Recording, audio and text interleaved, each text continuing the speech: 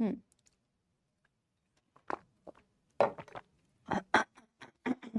हे ईश्वर, chats कहाँ हैं?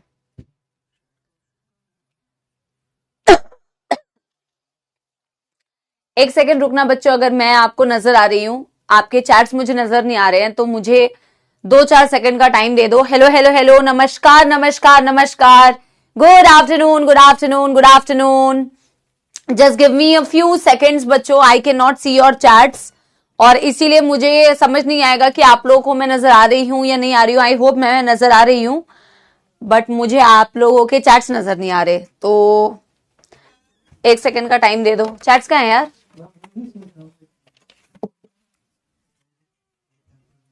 कहाँ है?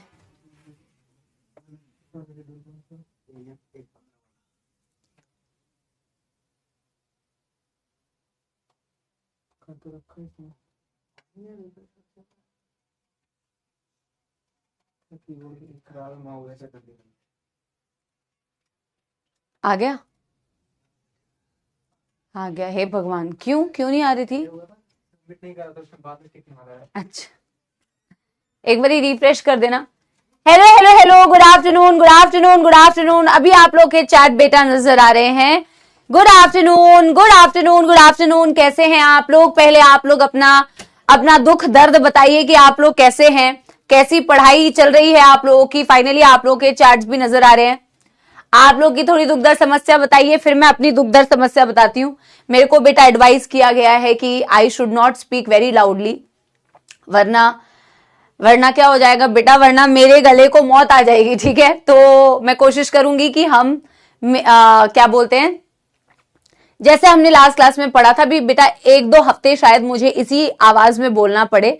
मेरी आवाज वैसे मैंने जाके सुना था नॉर्मली आ रही थी, एज सच कुछ बहुत डिफरेंस नहीं था, शायद मैं ऐसे करके नहीं बोल रही थी, but otherwise it was fine. तो मैं कैसी हूं बस बेटा क्या ही बताऊं। सर्दी जुकाम जो है ना बेटा, कहने को तो बहुत छोटी सी, मतलब किसी को अगर आप बोलो ना कि सर्दी जुकाम हुआ है, तो लोग कहते हैं अरे ठीक ही हो जाएगा, सर्दी जुकाम ही तो है, क्या है, not a big deal. But सच में सर्दी जुकाम इतनी घटिया बेटा एक बीमारी है ना, क्या बताऊं। मतलब इससे गंदा कुछ हो नहीं सकता है सर्दी जुकाम, बट उससे आपके सर में दर्द होगा, उससे आपके बॉडी में दर्द होगा, आपके गले में दर्द होगा, आपके, मतलब क्या ही बताऊं। तो बहुत ही एक बेकार बेकार चीज है ना। बट एनीवे, आई होप कि मैं इस हफ्ते तक रिकवर कर जाऊंगी, धीरे धीरे बोलूंगी। और हर क्लासेस में मैंने अपने यही बोल रखा है कि सपोला आर्मी प्लीज सपोर्ट करिएगा पढ़ाई करके, है ना। जब आप अच्छे से पढ़ाई करेंगे, अच्छे से रिस्पॉन्स देंगे, तो मुझे समझ में आ जाएगा कि यार इट्स ओके, है ना। बाकी सब बढ़िया चल रहा है। बाकी आप लोग बताओ, आप लोग बताओ, आप लोगों का कैसे चल रहा है? आप लोग की पढ़ाई सही चल रही है? आप लोग पढ़ाई कर रहे हैं ना? मिड ऑफ जुलाई आ चुका है, फिर मैं जुलाई के 15 दिन हटा देती हूं। अगस्त, सितंबर, अक्टूबर, नवंबर, दिसंबर, जनवरी, फरवरी, मार्च। कहोगे मैम नीट तक पहुंच जा रहे हो, अप्रैल, है ना। 9 मंथ्स, 9.5 मंथ्स। यहां से आपके पास, अरे भाई पेन बहुत ज्यादा बड़ा है, यहां से आपके पास बेटा 9.5 मंथ्स है। और इन 9.5 मंथ्स को आपको कैसे यूटिलाइज करना है, यह आपको अच्छी तरीके से बेटा देखना है ना। तो बहुत सारे बच्चे, हाँ पढ़ा रही हूं भाई, पढ़ाने का ही तो पार्ट है। अच्छा, बहुत सारे बच्चे रिवीजन प्लानर मांगते हैं, मैंने 1-2 बार कमेंट्स में देखा है कि आप लोग रिवीजन प्लानर मांगते हैं। बट मैं आपको अगर जेन्युइनली एक चीज बताऊं, तो रिवीजन प्लानर सबका अलग अलग होता है यार। मैं कैसे आप लोगों को रिवीजन प्लानर, मतलब मैं जेन्युइनली अगर आपको बताऊं, आपको कैसे प्लान बनाना चाहिए मैं ये बता सकती हूँ। बट मैं एग्जैक्ट अगर अपना रिवीजन प्लानर आपको बता दूंगी, तो मेरे ख्याल में वो उतना फ्रूटफुल नहीं होगा। क्योंकि देखो, आपके क्लास में फर्स्ट टाइम ड्रॉपर्स हैं, आपकी क्लास में सेकंड टाइम ड्रॉपर्स भी हैं, आपके क्लास में थर्ड टाइम ड्रॉपर्स भी हैं। तो आपकी क्लास में जो स्टूडेंट्स है बेटा, वो मिक्स स्टूडेंट्स है, और सबकी रिक्वायरमेंट जो है ना बेटा, वो अलग है। हो सकता है कई स्टूडेंट्स का कुछ सब्जेक्ट बहुत अच्छा प्रिपेयर्ड है, कुछ सब्जेक्ट्स उनके कम अच्छे प्रिपेयर्ड है। हो सकता है कि कुछ स्टूडेंट्स के कुछ चैप्टर्स बहुत अच्छे प्रिपेयर्ड है और कुछ कम अच्छे प्रिपेयर्ड है। हो सकता है कुछ स्टूडेंट्स का सारे में एक ही समान हाल है। तो सबका जो रिवीजन प्लानर है ना बेटा, वो अलग अलग टाइप का है। समझ रहे हो मेरी बात? हाँ, अब मेरी बात तो सुन लो पहले, कि ना आप लोगों की जो रिक्वायरमेंट है ना बेटा, वो अलग है। अब आप डॉक्टर बनोगे, कल सारे पेशेंट्स के लिए एक जैसा ट्रीटमेंट थोड़ी दे सकते हो बेटा। जिसको जैसी प्रॉब्लम है उसका ट्रीटमेंट वैसा ही होगा, उसकी मेडिसिन भी वैसी होगी। तो मुझे लगता है आपसे बेटर ये कोई नहीं जानता कि आपके कौन से चैप्टर्स वीक है, या आपके कौन से सब्जेक्ट वीक हैं, या आप मतलब आप समझ रहे हो ना, आपकी प्रॉब्लमैटिक एरिया कौन सी है, ये आप बेटर जानते हैं। मैं तो सिर्फ आपको इतना बता सकती हूं कि जो आपके 9.5 मंथ्स है ना बेटा, देखो पूरे साल का प्लानर कभी भी बन के ना फॉलो नहीं होता। तो मैं अपने डेली रूटीन में जो चीज करती हूँ, जो मुझे हेल्प करती है, वो आप फॉलो कर सकते हैं कि आप ना या तो वीकली टारगेट बनाइए। वीकली सबसे बेटर है कि वीक का ना एक टारगेट बनाइए कि यार मेरे पास ना मंडे से लेके संडे से लेके मंडे तक का टाइम है पूरा, तो मैं इन 7 दिनों को कैसे यूटिलाइज करना चाहता हूं। अगर मेरे बैकलॉग्स है तो मैं उसे कैसे कवर करना चाहता हूं, या फिर मैं कोई चीज रिवीजन कर रहा हूं जो मेरे को लगता है मेरा स्ट्रांग है और उसको मैं रिवाइज करना चाह रहा हूं, बाद में मैं उसके लेक्चर्स नहीं देखूंगा। आप समझ रहे हो ना मेरी बात। तो आप मंडे से लेके संडे से लेके मंडे, आप समझ रहे हो 7 डेज, उसको आप क्या करोगे बेटा, ब्रेक कर दोगे। और इस तरीके से ब्रेक करो कि आपको हर एक दिन में कौन से पर्टिकुलर चैप्टर या कौन सा पर्टिकुलर सब्जेक्ट पढ़ना है वो आप डिसाइड कर लो, क्योंकि ना उसे फॉलो करना बड़ा आसान होता है। आप समझ रहे हो मेरी बात, उसको फॉलो करना बहुत आसान होता है रैदर देन रैंडमली चीजें करना। मैं जेन्युइनली आपको बता रही हूं, आप 2 हफ्ते इसको करके देखना, आपको इतना मजा आएगा। मैं पर्सनली ऐसे करती हूँ कि मेरे अगर कोई गोल्स है ना बेटा कि मुझे आज एक मतलब रीडिंग करनी है थोड़ी सी, मुझे योगा करना है, या मुझे कुक करना है, या फिर मुझे वॉक पे जाना है, तो मैं क्या करती हूँ उसकी लिस्ट बना लेती हूँ और फिर ना मैं उसे टिक करती हूँ रात में कि मैंने ये कर लिया, ये कर लिया, ये कर लिया, ये कर लिया। जब मेरे सारे टिक मार्क हो जाते हैं ना, तो मुझे सच में बहुत मोटिवेशन मिलती है। मुझे ऐसा लगता है कि जो मैंने टारगेट सेट किया था वो मैंने अचीव कर लिया है। और मैं आपको बता भी नहीं सकती जेन्युइनली बेटा, एक तो फायदा उससे ये होता है कि मैंने जितनी चीजें प्लान की होती है ना वो मैं कर पाती हूँ, और दूसरा उस चीज से मुझे बहुत अच्छा फील होता है, बड़े अच्छे हार्मोन, हैप्पी हार्मोन्स रिलीज होते हैं, और मुझे अगले दिन के टारगेट को करने के लिए थोड़ी सी ज्यादा मोटिवेशन मिलती है। तो आप एक बार ये चीज करने की कोशिश करना कि आप ना टारगेट सेट करो और उसे अचीव करने की कोशिश करो, और बहुत ज्यादा बेटा अपने आप को ना अपने कैपेबिलिटी से बियॉन्ड मत बहुत ज्यादा बनाओ। थोड़ा सा ज्यादा कर सकते हो पर बहुत ज्यादा मत करो, और एवरीडे थोड़ा थोड़ा टारगेट अपने में ना बढ़ाते रहो, और बढ़ाते रहोगे तो उसे फिर फॉलो भी कर पाओगे, ठीक है। पर वो धीरे धीरे होना चाहिए, एक बार में ओवरबर्डन नहीं करना है। तो ये 9.5 मंथ्स को आप प्रॉपर तरीके से बेटा ऐसे यूटिलाइज करो कि ना ये लास्ट में आते आते ना आप फिर यूट्यूब में ये सर्च नहीं करना कि मेरे को 3 महीने की स्ट्रैटेजी बता दो, अभी तक मैंने कुछ नहीं पढ़ा, 2 महीने की स्ट्रैटेजी बता दो, 1 वीक की स्ट्रैटेजी। आपको उस कैटेगरी में नहीं आना है बेटा। बहुत अच्छी पढ़ाई आप लोग की चल रही है, मैं ये मानती हूं, मैं ये विश्वास करती हूं कि आप लोग बहुत अच्छी पढ़ाई कर रहे हैं, ठीक है। और इसी तरीके से पढ़ाई आप करते रहिए। क्या हम आज का लेक्चर शुरू करें? यस एवरीवन, आप मेरी बात सुन रहे हो? Yes everyone. बेटा अगर आप लोगों को मेरी बात सबको समझ में आ गई तो एक बार दिल बना दीजिए, और शुरू करते हैं बच्चों क्या breathing and exchange of gases का लेक्चर नंबर 6, ठीक है। और आज हम करने वाले हैं सबसे पहले बेटा क्विक रिवीजन, जैसे कि हम हमेशा करते हैं, समाप्ति एक्सप्रेस चलाते हैं और क्विक रिवीजन करते हैं बेटा। यस एवरीवन, चलिए बहुत बढ़िया, बहुत बहुत बढ़िया। समाप्ति एक्सप्रेस चलाते हैं बेटा और एक बारी क्विक रिवीजन करते हैं।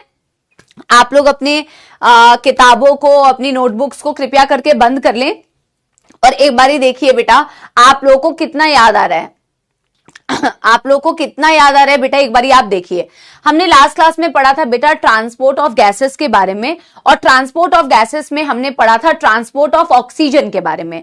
देखो हमारे पास ट्रांसपोर्ट ऑफ गैसेस में हमने कहा था हमें 2 गैसेस का मेनली ट्रांसपोर्ट पढ़ना है। एक गैस है हमारे पास ऑक्सीजन, एक गैस है हमारे पास मैम CO2। पर हमने उससे पहले पढ़ा था कि हमारे पास ma'am blood is a medium जिसके थ्रू हमारे गैसेस का ट्रांसपोर्ट होता है। भले ही बेटा आप लंग से टिश्यू तक जाएं, भले ही आप टिश्यू से बेटा लंग्स तक आए, है ना। तो यार अगर हम देखें ब्लड को, तो ब्लड में एक होता है प्लाज्मा, ब्लड में एक होते हैं फॉर्म्ड एलिमेंट्स, और फॉर्म्ड एलिमेंट्स में जिस चीज के बारे में बेटा हमें रिक्वायरमेंट थी वो थी हमारी RBC, हमारी रेड ब्लड सेल, क्योंकि रेड ब्लड सेल में होता है हीमोग्लोबिन, और हीमोग्लोबिन एक बहुत अच्छा कैरियर था, आपने देखा था बेटा ऑक्सीजन के लिए भी होता है और CO2 के लिए भी होता है। आज मैं आपको CO2 वाला बताऊंगी। हमने कहा कि मैम देखो अगर हम हीमोग्लोबिन को देखें तो हीमोग्लोबिन बना होता है हीम पार्ट से और ग्लोबिन पार्ट से। मैम देखो CO2 के ट्रांसपोर्ट में ये ग्लोबिन वाला पार्ट यूज में आएगा जो प्रोटीन पार्ट होता है, और अगर मैं एक हीमोग्लोबिन की बात करूं तो एक हीमोग्लोबिन में ऐसे 4 हीम होते हैं बच्चों, और हमारे पास 4 ग्लोबिन होते हैं। ग्लोबिन प्रोटीन की चेन होती है बेटा, 2 अल्फा की चेन होती है, 2 बीटा की चेन होती है। अल्फा और बीटा उनके नाम है, 2 अल्फा चेन 2 बीटा चेन, है ना। और 4 हीम पार्ट होते हैं, और 4 हीम पार्ट का मतलब होता है कि 4 आयरन होना। 4 हीम पार्ट का मतलब होता है 4 आयरन होना, आयरन इन द +2 स्टेट। आपने देखा था बेटे जैसे अल्फा 1 अल्फा 2, है ना, बीटा 1 बीटा 2। आपने देखा कि मैम हर एक ये क्या बोलते हैं ग्लोबिन चेन के साथ में एक हीम पार्ट एसोसिएटेड होता है, और हीम का सबसे इंपॉर्टेंट पार्ट आपने बता दिया आयरन। हीम का सबसे इंपॉर्टेंट पार्ट आपने बता दिया आयरन इन द +2 स्टेट। या आपने हीमोग्लोबिन का स्ट्रक्चर देखा, आपने बोला ma'am every 100 ml of blood has approximately 12 से 16 ग्राम ऑफ हीमोग्लोबिन। और बेटा 12 से 16 ग्राम को आप एक एवरेज कैलकुलेशन आसान करने के लिए आपने उसमें बेटा जब कैलकुलेशन की थी तो आपने 15 ग्राम हीमोग्लोबिन मान के कैलकुलेशन किया था, राइट प्रसन्नजीत? यस। फिर हमने बोला बेटा कि अगर हम बात करें ऑक्सीजन के ट्रांसपोर्ट की, तो मैम हमने इस तरीके का एक डायग्राम बनाया था। ये हमारी एल्वियोलाई है, ये हमारी बेटा पल्मोनरी कैपिलरी है, और ये पल्मोनरी कैपिलरी के अंदर तुमने बेटा आरबीसी बनाई थी। ये जो ऑक्सीजन है ना बच्चों, ये प्लाज्मा में डिसॉल्व हो जाती है डायरेक्टली 3%, और मैम हीमोग्लोबिन के साथ बाइंड करती है ये ऑक्सीजन कितने % मैम? और ये रिवर्सिबल रिएक्शन होता है बेटा।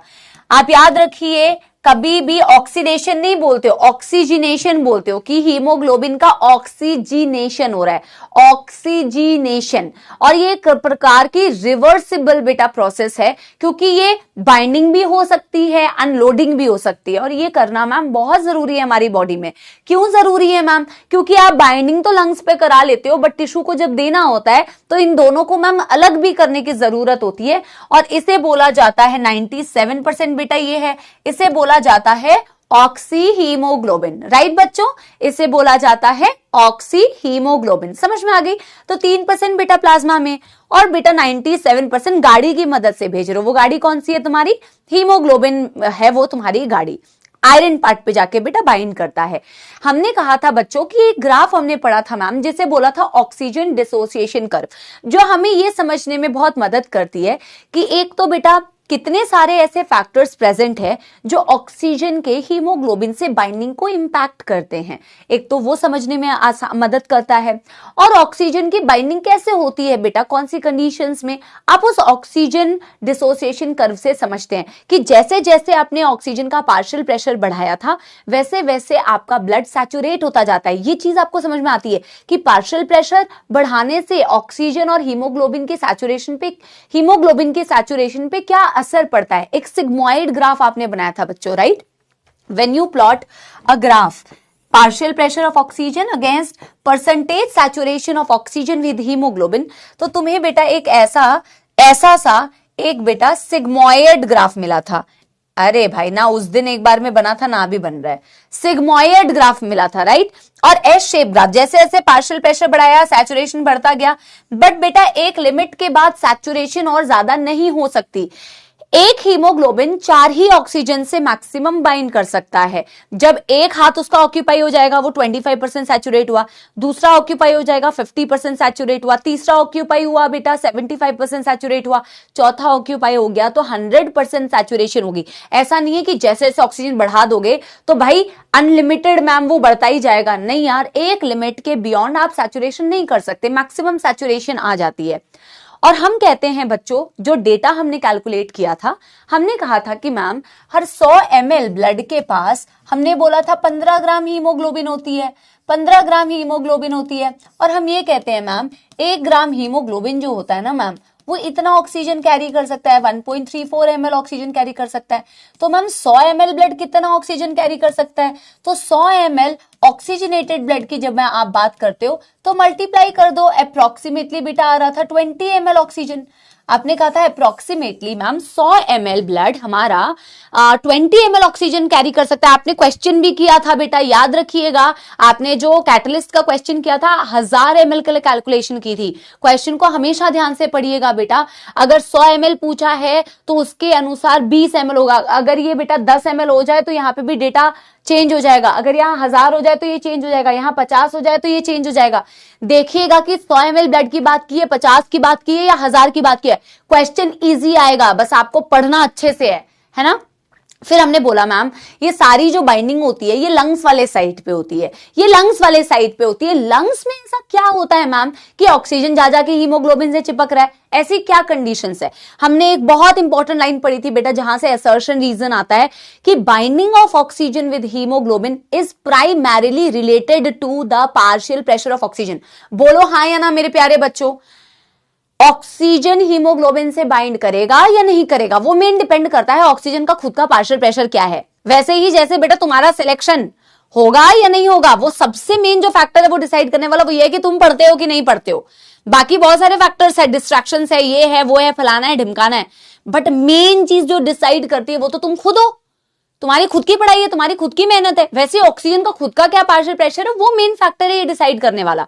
लेकिन मैम बाकी सारे फैक्टर्स इंपैक्ट कर सकते हैं, सोशल मीडिया हो गया है ना, इधर उधर की बेटा दोस्त हो गए, दोस्त डिस्ट्रैक्शन होते हैं, फिलहाल तो होते हैं, रिश्तेदार घर आ जा रहे हैं वो भी डिस्ट्रैक्शन है बेटा, खेल कूद अभी फिलहाल के लिए ये सारी चीजें डिस्ट्रैक्शन है, दोस्त पार्टी कर रहे हैं वो भी डिस्ट्रैक्शन है।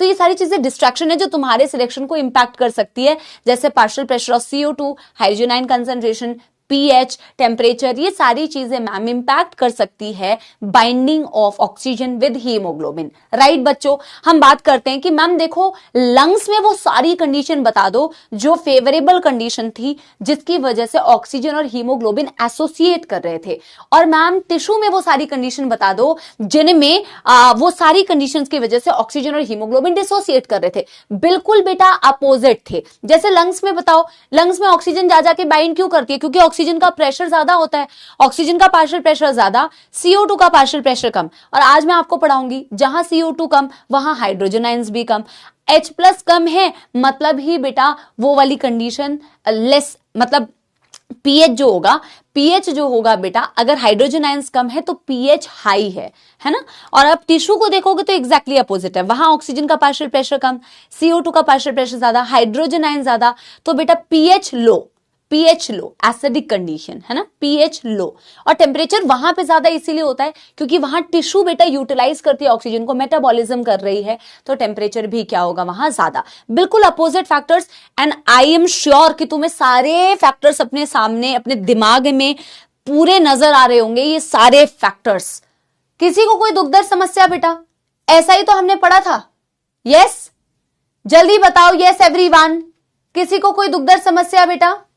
हाँ आकाश याद आ रहा है बेटा, सबको याद आ रहा है, ये सारे कंडीशंस आपको याद आए। हमारी समाप्ति एक्सप्रेस होगी है बेटा खत्म। अब हम शुरू करेंगे आज बेटा ट्रांसपोर्ट ऑफ CO2। अगर याद नहीं आ रहा है बेटा तो आपने पढ़ाई अच्छी नहीं की है, सिंपल सी बात ये है, आपको पढ़ना चाहिए, सिंपल सी बात बेटा ये है।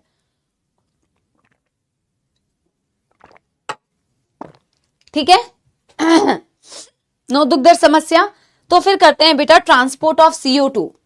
बेटा जम के पढ़ाई करो, सच बता रही हूं, ये पढ़ाई करने का टाइम है। कोई क्या फालतू की बकवास करता है क्या नहीं करता है बेटा उसे छोड़ो। कंप्लेन करने वाले कंप्लेन करते रह जाते हैं, हम चैट्स में देखते हैं कुछ बच्चे हमेशा कंप्लेन करते हैं, कुछ बच्चे हमेशा उनको दुख ही होता है, कुछ ना कुछ प्रॉब्लम ही होती है। जेन्युइनली बता रही हूं, कभी कभार वाली नहीं।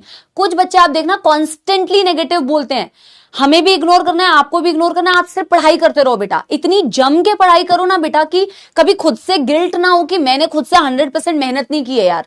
रिजल्ट की बहुत ज्यादा चिंता मत करो, नहीं तो बहुत टेंशन होने लगती है, टेंशन में पढ़ाई नहीं होती है। फिर सिर्फ पढ़ाई करो बेटा, दबा के एकदम मन लगा के सब कुछ छोड़ के बेटा सिर्फ पढ़ाई करनी है अभी, ठीक है।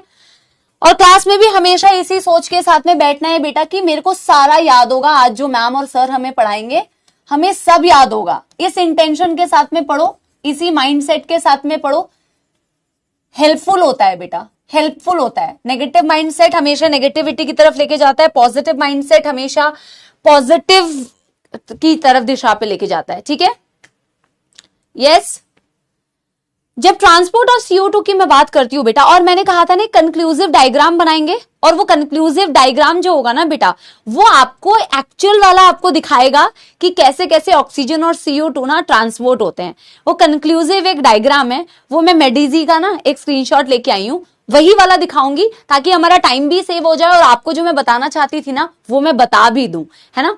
पर पहले हम डिटेल में करते हैं। जैसे हमने ऑक्सीजन का ट्रांसपोर्ट पढ़ा था, बिल्कुल उसी तरीके से CO2 का भी ट्रांसपोर्ट पढ़ते हैं, ठीक है। अब मैम देखो, ऑक्सीजन तो दो तरीके से ट्रांसपोर्ट हुई थी, है ना।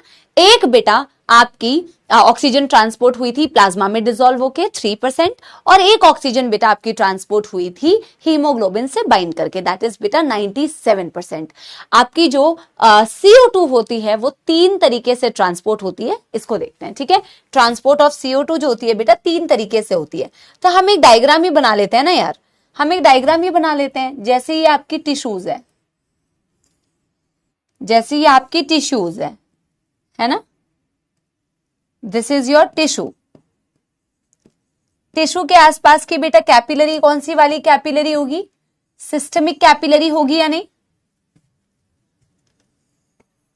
सिस्टमिक कैपिलरी होगी या नहीं बेटा? Of course. आपके ऑक्सीजनेटेड ब्लड बेटा, ऑक्सीजन देने के लिए जो खून आया है वो कैपिलरी के थ्रू ही तो डिफ्यूज होके बेटा आपके टिश्यूज को मिल रहा होगा। ये हो गई बेटा आपकी आरबीसी। आरबीसी बहुत ही गंदा बना है, आरबीसी थोड़ा और अच्छा बनाते हैं, बाइकॉनकेव। हाँ, ये बन गई बेटा आपकी आरबीसी।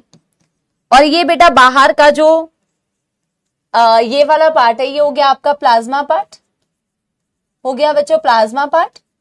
और ये वाला पार्ट क्या हो गया बच्चों? इस वाले पार्ट, इसको हमने क्या बोला? Systemic capillary. बोला कि नहीं? इसे आपने क्या बोला? Systemic capillary. सिस्टमिक कैपिलरी, हाँ या ना? Yes yes.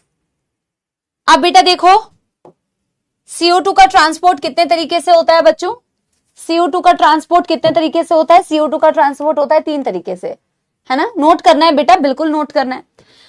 अभी जो मैं आपको लास्ट में, यार एसी आपको लास्ट में जो मैं बेटा एक कंक्लूसिव डायग्राम बताऊंगी ना, उसमें आप ये देखोगे कि यहाँ पे मैं आपको दिखाऊंगी। आप मुझे यस और नो में आंसर देना, रिलेट कर पा रहे हो कि नहीं, है ना। आप मुझे यस या नो में आंसर देना। बेटा ये सिस्टमिक कैपिलरी, यहां से ही बेटा यहाँ पे वही वाला ब्लड होगा जहां पे ऑक्सीजन और हीमोग्लोबिन डिसोसिएट कर रहे होंगे। मेरे को यस या नो में आंसर देना। क्या ये वही वाली जगह है बेटा जहां मैं ये कह सकती हूं कि यहाँ पे ऑक्सी हीमोग्लोबिन जो है वो अलग अलग हो रहे होंगे, सेपरेट हो रहे होंगे? और ये वो वाली जगह भी है जहां अभी मैं आपको बताऊंगी कि हीमोग्लोबिन और CO2 आपस में जोड़ रहे हैं। बोलो यस और नो, बोलो यस और नो। ये टिश्यूज वाला एरिया है ना, टिश्यू को ऑक्सीजन चाहिए। अभी मैं आपको जो कंक्लूसिव डायग्राम बताऊंगी वहां पे मैं ये भी दिखाऊंगी साथ में कि कैसे इस पर्टिकुलर जगह में, हालांकि आप पढ़ चुके हो, पर मैं आपको डायग्रामेटिकली एक और बार दिखाऊंगी कि कैसे यहाँ पे ऑक्सीजन और हीमोग्लोबिन अलग अलग हो रहे होते हैं, डिसोसिएट कर रहे होते हैं, अलग हो रहे होते हैं। और ये वो वाली जगह है जहां CO2 हीमोग्लोबिन के साथ में जुड़ता है बेसिकली। अभी देखो CO2 मैम 3 तरीके से ट्रांसपोर्ट होता है।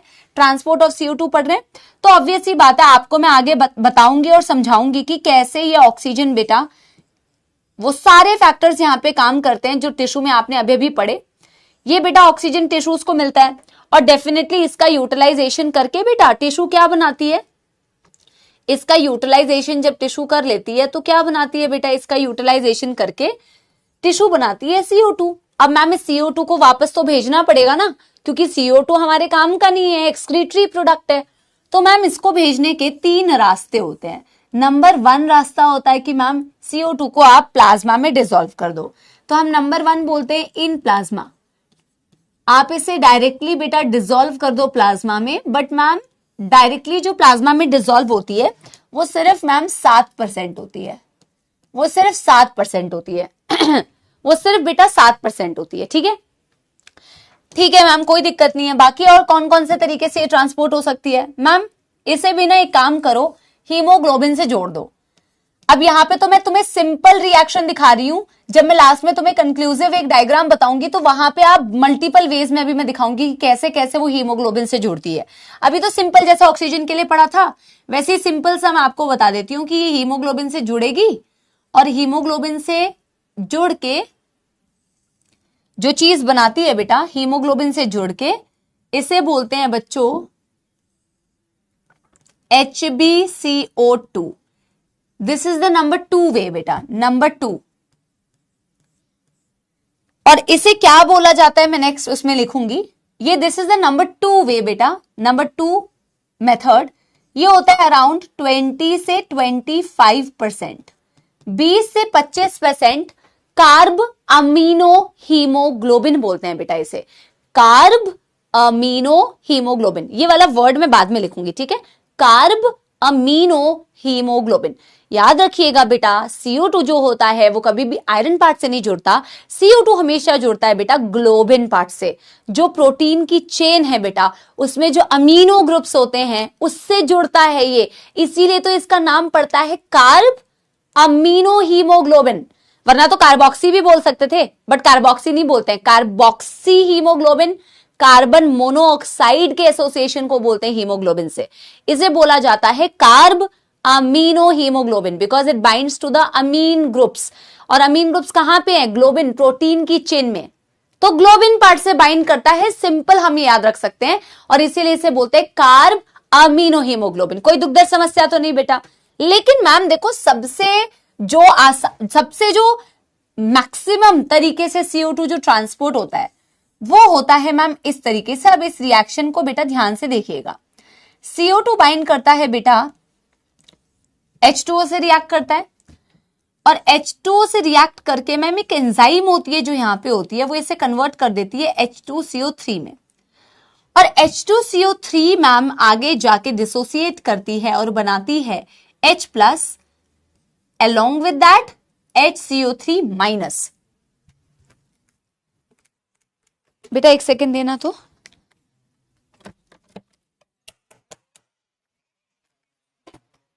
ये चल नहीं रहा है, और एसी बंद करो प्लीज। एसी बंद नहीं है, एसी बंद कर दो बेटा। ये जो तीसरा फॉर्म है ना इसे बोला जाता है बाइकार्बोनेट। ये जो तीसरा फॉर्म है बेटा इसे बोला जाता है बाइकार्बोनेट। ये तीसरा तरीका है बेटा जिसके थ्रू आपका CO2 ट्रैवल करता है। अभी मेरी बात समझना बेटा, है ना। यहां पे एक एंजाइम है जो बायोमोलिक्यूल्स में भी तुम पढ़ोगे। अभी तो बेटा तुम डायग्राम देख रहे हो, मैं अभी पूरा लिखवाऊंगी भी, तुम चिंता मत करो, पहले समझते जाओ बेटा।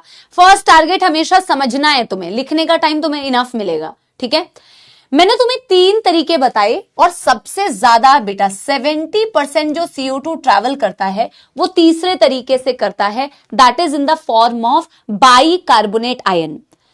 एक प्लाज्मा में डायरेक्टली डिसॉल्व हो गया, दूसरा हीमोग्लोबिन से बाइंड कर गया, ग्लोबिन पार्ट से बाइंड करता है बेटा। तीसरा बेटा किसके फॉर्म में? बाइकार्बोनेट के फॉर्म में। तीसरा बेटा किस फॉर्म में? बाइकार्बोनेट के फॉर्म में। बाइकार्बोनेट कैसे बना मैम? बाइकार्बोनेट इस रिएक्शन से बना मैम। CO2 H2O के साथ में कंबाइन करता है तो H2CO3 बनाता है। H2CO3 डिसोसिएट करते हैं, डिसोसिएट मतलब अलग हो रहे हैं बेटा, तो H+ और HCO3- बनाते हैं। अब मेरी बातों को कृपया करके ध्यान से सुनिए।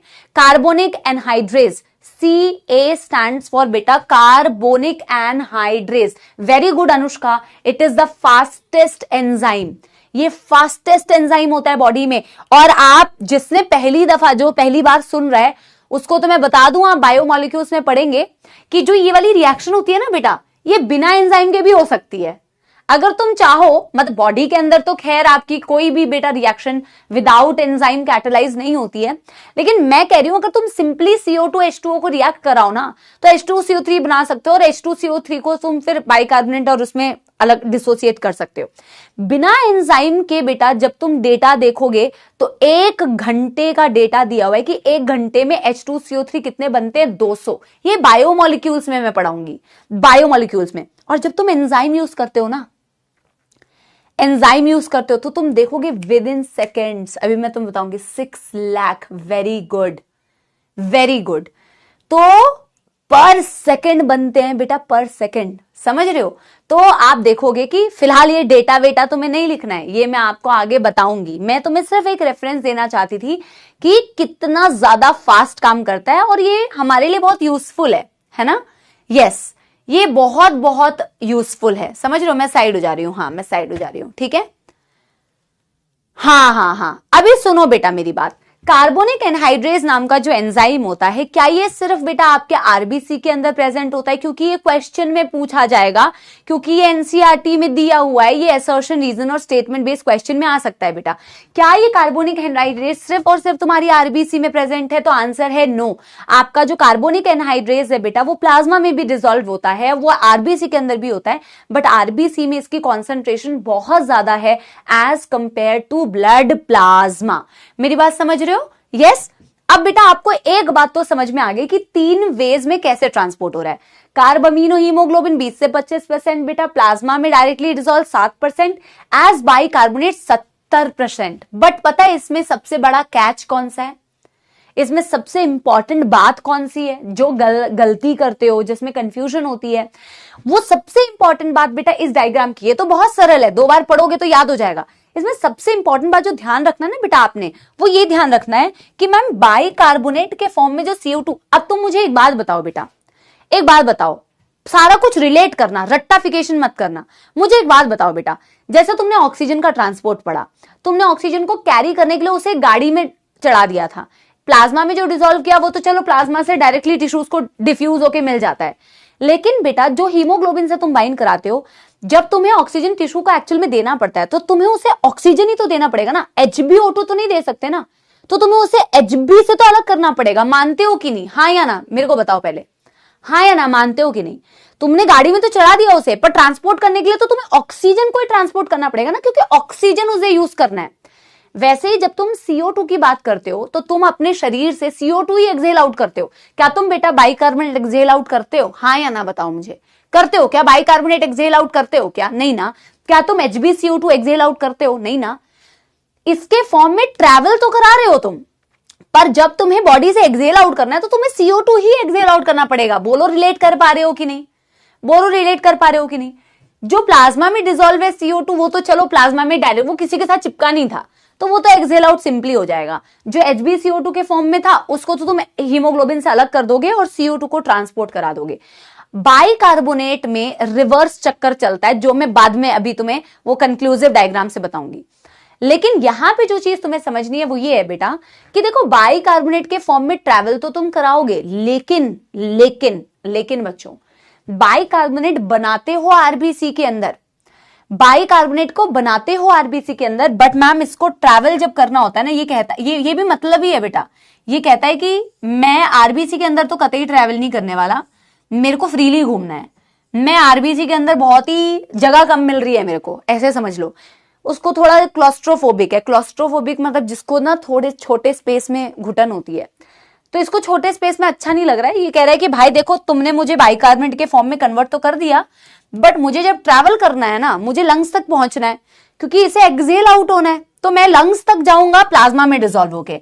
हमेशा याद रखिए bicarbonate is formed in the plasma, but जब भी इसको ट्रांसपोर्ट होना होता है तो bicarbonate again dissolved in the plasma. मेरी बात समझ रहे हो? ये क्या लिखा है मैंने, बाइकार्बोनेट को मैंने प्लाज्मा में बना दिया है, तो मैं यहां पे लिखना चाहूंगी for travelling to lungs, for traveling to lungs it is dissolved in the plasma, it is dissolved in the plasma। किसी को कोई दुख दर्द समस्या बेटा, किसी को कोई दुख दर्द समस्या, और इसे करिए star mark, very very important, आपकी नीट 2025 के लिए भी बहुत इंपॉर्टेंट है।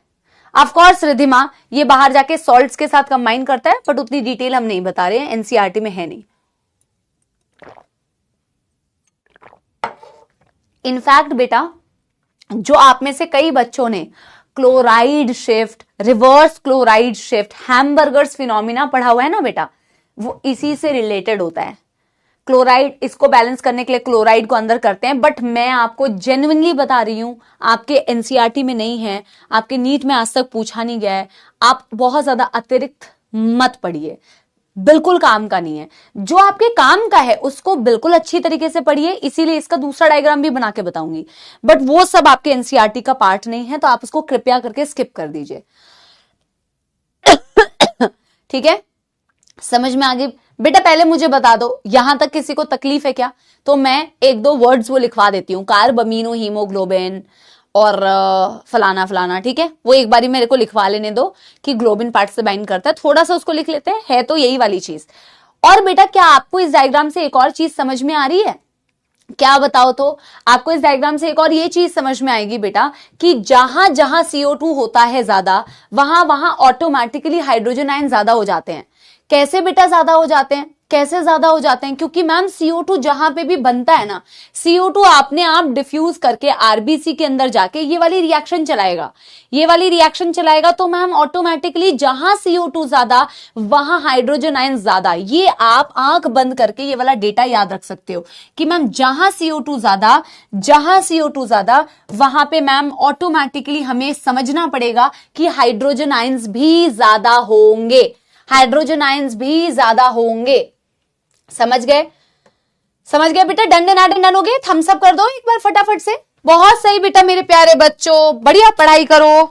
चलो नेक्स्ट पेज में बेटा मैं लिखना चाहूंगी इसी को थोड़ा सा लैंग्वेज में, हालांकि ज्यादा नहीं बेटा पर थोड़ा सा लैंग्वेज में। CO2 के बारे में मैम ने जो कहा उसी को अगर मैं बेटा एक फ्लो चार्ट में लिख दूं डायग्राम से, हालांकि हमें सब समझ में आ गया। Number 1, directly dissolved in plasma, directly dissolved in plasma, ये था मैम हमारा 7%। नंबर 2 हमने बोला बाउंड टू हीमोग्लोबिन। इसमें वो वाली बात हमें जरूर लिखनी है बेटा कि जब वो हीमोग्लोबिन से बाइंड करता है तो ग्लोबिन पार्ट से बाइंड करता है। CO2 binds to globin part. CO2 binds to globin part of hemoglobin. HbCO2 is known as carb amino haemoglobin. कृपया करके बेटा ये वाली बातें याद रखिए, छोटी छोटी बातें एग्जाम में बेटा पूछी जाएंगी, बहुत छोटी छोटी बातें ध्यान रखिए। Carb, amino, haemoglobin. और तीसरा हमने जो एक बहुत इंपॉर्टेंट बात बताई कि बाइकार्बोनेट के फॉर्म में मैक्सिमम ट्रैवल करता है, बट बाइकार्बोनेट जो होता है वो बनता किसके अंदर है? आरबीसी के अंदर, बट ट्रैवल करने के लिए वो हमेशा डिसॉल्व कहां हो जाता है बेटा? प्लाज्मा में। ये है 20 से 25%।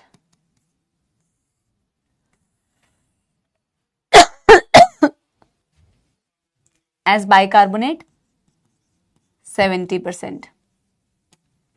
ठीक है, सो हम लिखेंगे इसके बारे में। एक तो carbonic anhydrase, Ca, carbonic anhydrase, carbonic anhydrase, the fastest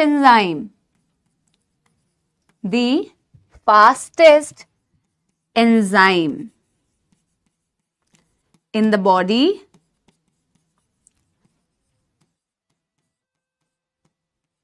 present in higher concentration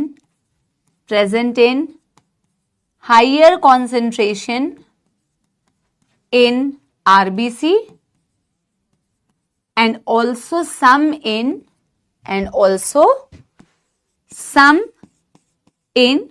plasma,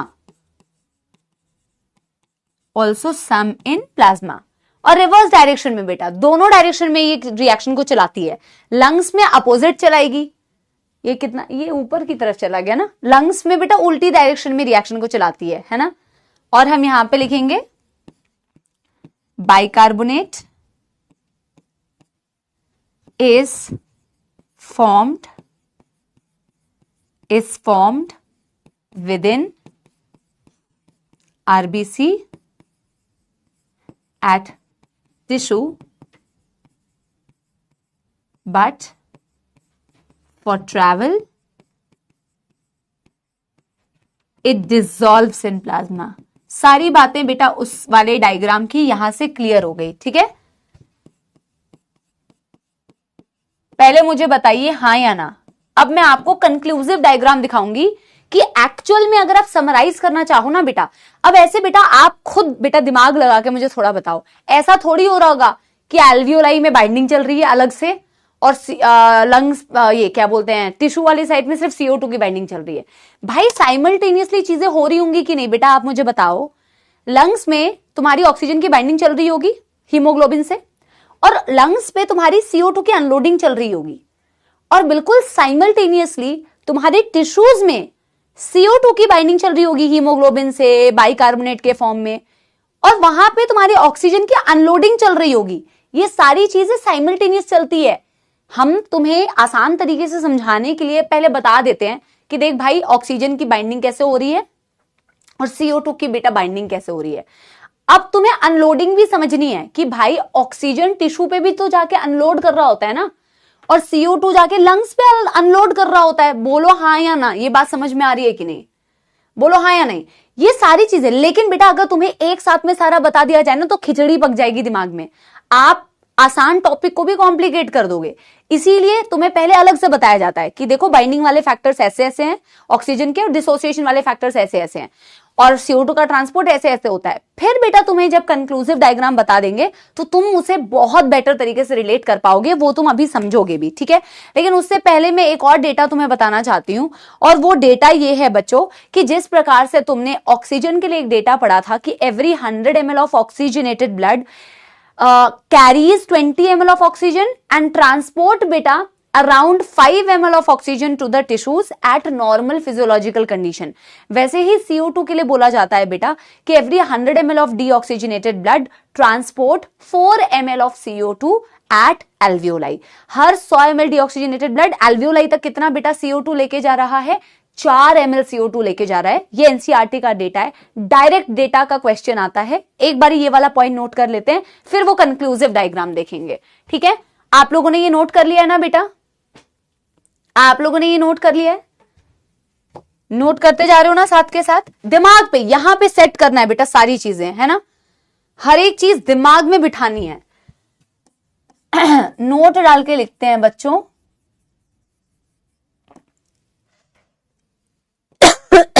sorry, every 100 ml deoxygenated blood transports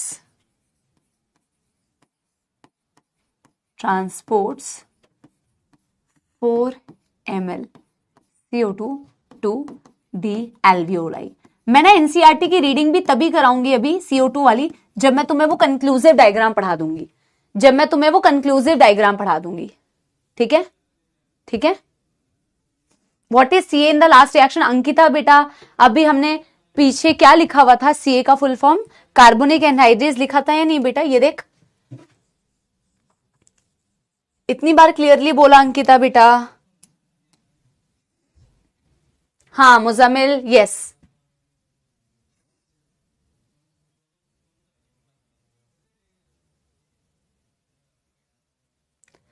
ऋतुक बेटा हेल्डेन इफेक्ट आपके एनसीईआरटी में नहीं है।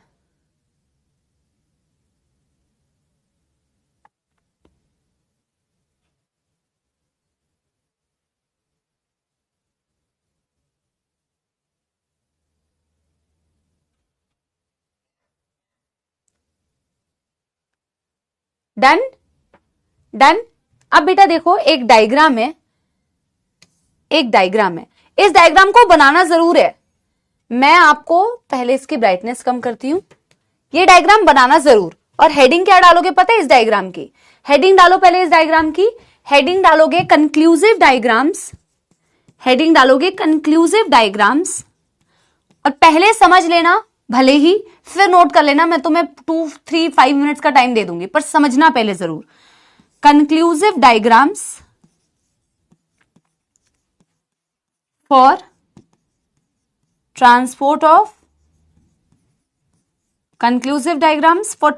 ऑफ ऑक्सीजन एंड CO2, इन दोनों के बेटा कंक्लूसिव डायग्राम्स है। ओवरऑल हमें समझना है, जहां पे ऑक्सीजन लोड हो रहा है वहां CO2 अनलोड हो रहा है, जहां CO2 लोड हो रहा है वहां बेटा ऑक्सीजन अनलोड हो रहा है। ठीक है, ये हेडिंग है बेटा। हाँ पुवाली, बिल्कुल बेटा, बिल्कुल। आपके मॉड्यूल्स में जहां पे भी तुम्हें लगता है कि एक्स्ट्रा ज्ञान दिया हुआ है, आप उसको डेफिनेटली, क्वेश्चंस को डेफिनेटली नेग्लेक्ट करना भी चाहिए। इतने बार आप लोगों ने पेपर देखा है, अब तो आप लोगों को बिल्कुल क्लैरिटी होनी चाहिए बेटा। एनसीईआरटी को कैसे बेटर तरीके से पढ़ें कि वहां से क्वेश्चन अगर घुमा के आए तो गलत ना हो। अदरवाइज बायोलॉजी अनलिमिटेड है भाई, पढ़ने को तो बेटा अनलिमिटेड है, कितना भी पढ़ो, थोड़ी वो कोई डिफाइन थोड़ी है फिर, इसलिए तो सिलेबस डिफाइन किया जाता है बच्चों। एक बार ये बेटा ये चीज देखो, ये कंक्लूसिव डायग्राम है, ये कंक्लूसिव डायग्राम है। एक बारी पहले मैं आपको इस डायग्राम को समझाती हूं, ठीक है। मैं थोड़ा सा सोच रही हूं ब्राइटनेस बढ़ा देती हूं तो थोड़ा बेटर लगेगा। अभी एक बारी ये देखना, ठीक है, अभी एक बारी बेटा ये जरा देखना, थोड़ा ब्राइटनेस मैं बढ़ा देती हूँ क्योंकि ब्राइटनेस बढ़ा के आई थिंक आपको बेटर नजर में आएगा। पहले आप मेरे से ये टॉपिक को समझोगे और फिर बनाओगे, ठीक है। पहले आप इसे समझना और फिर बनाना। ये मेडिजी का ही है और ये बहुत अच्छा बना हुआ था, इसीलिए मैं आप लोगों के लिए लेके भी आई कि इसी से आपको समझ में आ जाएगा। थोड़ी ब्राइटनेस ज्यादा हो गई है क्या? थोड़ा कम कर सकते हैं ना, थोड़ा कम कर सकते हैं, ज्यादा हो गई है थोड़ी, इतनी कर सकते हैं। अब बेटा पहले मैं आपको समझाऊं एक बारी, ये तो सेम चीज है, नहीं same same but different different. अभी बताती हूं same same but different different कैसे है, अभी देखो, ठीक है। अभी ठीक है, अभी ठीक है, अभी अभी अभी ठीक है या और कम करूं? हाँ हाँ, लो कर दिया, लो कर दिया। अभी बताओ ना, अभी बेटर है? अभी बेटर है तो एक थम्स अप दे दो कि और कम कर दूं। आई थिंक ठीक है ना, अभी तो ठीक है ना। अभी देखो बेटा, हाँ सबसे पहले हमने दिखाई हुई है एल्वियोलाई वाली साइड। अभी मैं पेन से मार्क कर रही हूं और फिर मैं पेन वाला हटा दूंगी, सिर्फ समझना बेटा ये वाला, ठीक है। और ये मैंने दिखाया हुआ है टिश्यू वाला साइड, ठीक है। ये एल्वियोलाई वाला साइड है, ये टिश्यू वाला साइड है, सिर्फ समझना बेटा। I will give you 5 minutes time to note it down, ठीक है। मैम एल्वियोलाई में ऑक्सीजन और हीमोग्लोबिन बाइंड करते हैं और CO2 जो होता है वो अनलोड होता है। CO2 को आपको लंग से होते हुए एक्सेल आउट करना है। मैम टिश्यू वो वाली जगह है जहां आपका ऑक्सीजन जो होता है वो अनलोड हो रहा होता है, वो टिश्यू को मिलेगा, और CO2 जो होता है वो लोड हो रहा होता है। बोलो हाँ या ना, बिल्कुल सही। अब सारे फैक्टर्स बेटा, एक्चुअल में जो तुमने सारे फैक्टर्स पढ़े थे ना बेटा, जो ऑक्सीजन की बाइंडिंग करवाते हैं हीमोग्लोबिन से, ऑक्सीजन की हीमोग्लोबिन से बाइंडिंग कहां होती है बेटा? एल्वियोलाई में। जितने फैक्टर्स ऑक्सीजन की हीमोग्लोबिन से बाइंडिंग कराते हैं ना बेटा, वो सारे फैक्टर्स ही तो CO2 को हीमोग्लोबिन से अलग कराएंगे, क्योंकि दोनों की जगह तो सेम है।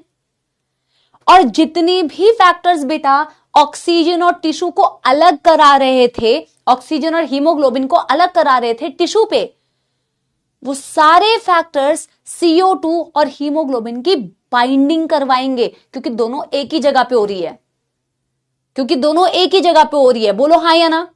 यस। अब मैम वो सारी चीजें ही हम देख लेते हैं। देखो सबसे पहले देखते हैं कि मैम लंग्स वो वाली जगह थी जहां ऑक्सीजन और हीमोग्लोबिन की बाइंडिंग हो रही थी। ऑक्सीजन का ट्रांसपोर्ट कितने फॉर्म में हो रहा था बेटा? 2 फॉर्म में, directly dissolve in the plasma 3%, और बेटा binding with haemoglobin that was 97%। यहां मैंने ऑक्सीजन को इससे बाइंड कराया। बच्चों को अक्सर लगता है कि मैम आपने पहले तो H भी लिख दिया था सिर्फ, तो बेटा जी मैंने आपको कहा भी था कि बाद में मैं आपको थोड़ा और डिटेल बताऊंगी जो एक्चुअल में होता है। ये जो HBH बनाया हुआ है ना बेटा, हीमोग्लोबिन इस फॉर्म में एग्जिस्ट करता है, इसे बोलते हैं haemoglobinic acid. Haemoglobinic acid HbH के फॉर्म में एग्जिस्ट करता है। और आप देखोगे बेटा जैसे ही ऑक्सीजन इस हीमोग्लोबिन से बाइंड कर रहा है ना बच्चों, सिर्फ समझते जाना, जैसे बेटा ये हीमोग्लोबिन से यहाँ पे बाइंड कर रहा है ना, तो ये H, ये जो हीमोग्लोबिनिक एसिड का जो ये H था ना बेटा, ये हाइड्रोजन अलग हो जाएगा और हाइड्रोजन ये डिसोसिएट करके अलग हो गया और आपका ऑक्सी हीमोग्लोबिन बन गया 97%। क्या बन गया बेटा? 97%, है ना। तो मैम एक तो आपने यही बताया था कि 3% directly dissolve in the plasma और मैम 97% एज ऑक्सी हीमोग्लोबिन। ठीक है मैम, हीमोग्लोबिन और ऑक्सीजन की बाइंडिंग तो आपने दिखा दी।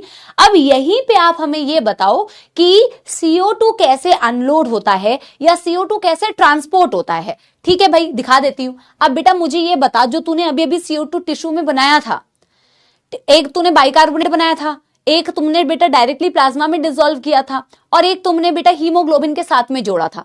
बाइकार्बोनेट को तुमने आरबीसी में बनाया था और तुमने उसे प्लाज्मा में डिसॉल्व कर दिया था, वो सिस्टमिक कैपिलरी में। फिर वो बेटा सिस्टमिक वेन से होते हुए हार्ट में जाएगी, फिर वो बेटा पल्मोनरी आर्टरी से होते हुए लंग्स में जाएगी। क्या इमेजिन कर पा रहे हो कि नहीं? ये वही वाला सर्कुलेशन तो है जो तुमने डायग्राम बनाया था एक्सचेंज ऑफ गैसेस में। तो जितनी भी चीजें तुमने ये जो सिस्टमिक कैपिलरी में अभी बनाई थी CO2 के लिए, वही तो सारा माल मलबा बेटा मटेरियल तुम कहां लेके आ रहे हो? एल्वियोलाई में लेके आ रहे हो। यस, एल्वियोलाई में लेके आ रहे हो ताकि तुम उसे अब एक्सहेल आउट कर पाओ। हाँ या ना बेटा? हाँ या ना बेटा, मुझे बताओ, हाँ या ना।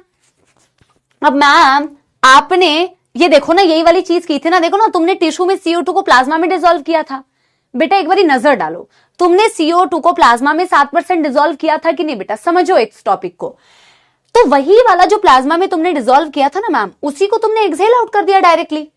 अब जब तुम बेटा एक्सहेल आउट, प्लाज्मा में जो डिसॉल्व है उसके लिए तो कोई मेहनत ही नहीं करनी पड़ेगी ना यार, जो प्लाज्मा में डिसॉल्व है उसे डायरेक्टली एक्सहेल आउट कर दिया। क्या लोड है? कोई दिक्कत ही नहीं है मैम। ठीक है, बढ़िया बात है मैम। मैम उसके अलावा आपने 20 से 25% हीमोग्लोबिन से बाइंड कराया था। देखो कराया था कि नहीं? यहां पे तुमने हीमोग्लोबिन से बाइंड कराया था ना टिश्यू वाली जगह पे। अब मैम यहां पे उसको अनलोड कैसे कर रहे हो एक बारी बता दो। तो देखो अनलोड कैसे कर रहे हैं। ये जो HbCO2 था ना बेटा, यहां पे मैंने 23% लिखा हुआ है, 20 से 25 लिखो या 23% लिखो, दोनों करेक्ट है। एनसीईआरटी में 20 से 25% दिया हुआ है ना। अब ये देखो बेटा, ये HbCO2 को जरा देखना, ये HbCO2 को अलग कराने वाला फैक्टर ये ऑक्सीजन है। ये दोनों एक दूसरे की बेटा वो क्या बोलते हैं, एसोसिएशन डिसोसिएशन कराने में हेल्प कर रहे हैं। देखो पहले एक बार हीमोग्लोबिन ऑक्सीजन से प्रेम करता है और फिर बेटा हीमोग्लोबिन CO2 से भी प्रेम करता है। जब हीमोग्लोबिन CO2 से प्रेम कर रहा था तो इन दोनों को अलग कराने का काम किसका था बेटा? इसी ऑक्सीजन का, क्योंकि एल्वियोलाई में ऑक्सीजन का पार्शियल प्रेशर बहुत ज्यादा है। तो बेटा ये देखो, इसी HbCO2 के बीच में दरार डालने वाला यही ऑक्सीजन होता है और इस तरीके से भी आपका HbO2 बनता है। HbO2 इस तरीके से भी बनता है कि ये जाके खुद हीमोग्लोबिन से बाइंड कर गया और ऑक्सी हीमोग्लोबिन बन गया और CO2 अलग हो गया और CO2 आपने एक्सहेल आउट कर दिया। तो ऑक्सीजन जो है हीमोग्लोबिनिक एसिड के साथ में भी बाइंड करके HbO2 बना रहा है और HbCO2 को अलग करके भी खुद जाके चिपक जा रहा है और CO2 को कह रहा है तुम जा जाओ, टाटा बाय बाय। समझ रहे हो मेरी बात? समझ रहे हो मेरी बात? यस और नो? तो इन दोनों को अलग भी कराया बेटा इसी ऑक्सीजन ने। ठीक है मैम, हीमोग्लोबिन और CO2 को भी आपने अलग करा दिया, हीमोग्लोबिन और CO2 को भी आपने अलग करा दिया। समझ में आ गया? बाइकार्बोनेट वाला भी समझा दो जरा, बाइकार्बोनेट वाला भी समझा दो जरा। तो अब देखो बेटा, बाइकार्बोनेट तुम्हारे प्लाज्मा में डिसॉल्व था। बाइकार्बोनेट ने टिश्यू में बोला था, बाइकार्बोनेट ने टिश्यू में बोला था, देख भाई मैं आरबीसी के अंदर बनूंगा तो सही, बट जब मेरे को ट्रांसपोर्ट होना होगा तो मैं प्लाज्मा में ही डिसॉल्व होऊंगा।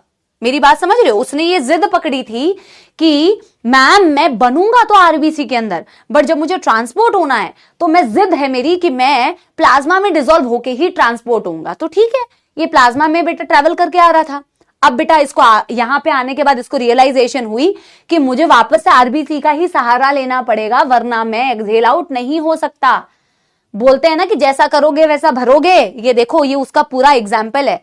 बाइकार्बोनेट ने यहां पे बेटा आरबीसी को एटीट्यूड दिखाया था, कहा था कि भाई तुमने मुझे बना तो दिया है, बट जब मेरे को लंग्स के पास जाना है तो मैं प्लाज्मा में डिसॉल्व होके ही जाऊंगा।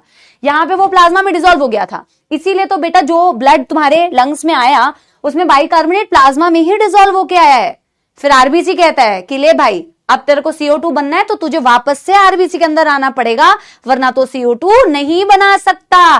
तो देखिए भाई, ये बाइकार्बोनेट फिर से आरबीसी के अंदर जाएगा माफी मांगने, और जब ये आरबीसी के अंदर जाएगा बेटा तो ये उल्टी डायरेक्शन में रिएक्शन चलाता है, in presence of carbonic anhydrase. ये फिर से हाइड्रोजन, कहां से आई है हाइड्रोजन आयन, यहां से आई है हाइड्रोजन आयन। ये बेटा क्या बाइकार्बोनेट जो है हाइड्रोजन आयन से बेटा रिएक्ट करता है, H2CO3 बनाता है, ये डिसोसिएट करके फिर CO2 बनाते हैं, फिर आप CO2 को बेटा एक्सहेल आउट करते हैं। मेरी बात समझ रहे हो? क्या मेरी बात समझ रहे हो? यस एवरीवन, क्या मेरी बात समझ रहे हो? तुम्हारे बेटा चैट जो है ना फ्रीज होते जा रहे हैं। यस, पहले आप मुझे बताइए बेटा कि क्या आपको ये बात समझ में आई, यस और नो। आप इस वाले डायग्राम को ध्यान से देखिए। आपको इस एल्वियोलाई में CO2 की वो रिएक्शंस जो तुमने बेटा फॉर्मेशन कराई थी उसको उल्टी डायरेक्शन में चलानी है, और ऑक्सीजन को तो जैसे बाइंड करते हो वैसे ही बाइंड कर रहे हो। अब मैं आपको ये बता दूं, आपको कोई जरूरी नहीं है बेटा कि तुम्हें याद रखना है, तुम्हें याद रखना है कि ये हीमोग्लोबिनिक एसिड के साथ बाइंड कर रहा है। तुम सिंपल बेटा HbO2 बना सकते हो। तुम इतना लोड मत लो कि मैम HBH के साथ ही ऑक्सीजन को जोड़ेंगे क्या, कोई जरूरत नहीं है। बट मैं तुम्हें ये इसीलिए समझा रही हूं कि मैं तुम्हें ये प्रॉपर दिखा पाऊं कि वो सारे फैक्टर्स बेटा जो तुम बोलते हो ना कि कैसे ऑक्सीजन, जिस जगह पे ऑक्सीजन हीमोग्लोबिन से एसोसिएट करता है उस जगह पे कैसे बेटा HbCO2 अलग हो रहे होते हैं, और इस HbCO2 को अलग करने में भी इसी ऑक्सीजन का हाथ होता है। हाँ या ना? पहले बेटा ये ऊपर वाला डायग्राम बना लो, पहले बेटा आप ये ऊपर वाला डायग्राम बना लो, फिर मैं आपको समझाऊंगी। आई एम गिविंग यू बेटा 2-3 minutes time, take proper 2-3 minutes time. मैं चार्ट्स ऑफ कर रही हूं, आप आराम से डायग्राम को बनाओ, समझो, कहीं कोई ट्रेन नहीं छूट रही है, कहीं कुछ भाग नहीं रहा है। बट मैं चार्ट्स इसलिए ऑफ कर रही हूं क्योंकि आप आपस में फिर बातें करोगे, फिजूल के बच्ची बातें करेंगे, ठीक है? फिर मैं आपसे पूछूंगी, इसीलिए आप इसे आराम से बनाओ, आप इसे आराम से बनाओ बेटा। आई am giving you 2-3 minutes time, आप इसे पहले आराम से बनाओ, ठीक है?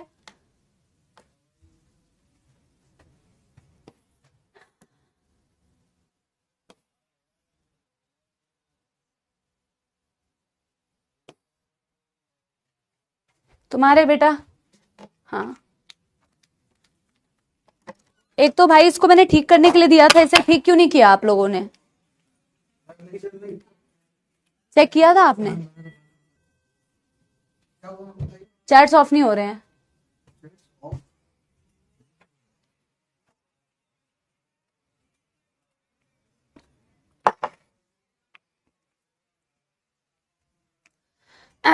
एक नॉर्मल पानी भिजवा देना। चैट्स ऑफ करके जाना भाई। बहुत बहुत स्पैमिंग करते हैं, नहीं तो बातें करते हैं बच्चे। नहीं हो रहा है, मैंने 2-3 बार किया। अब देख,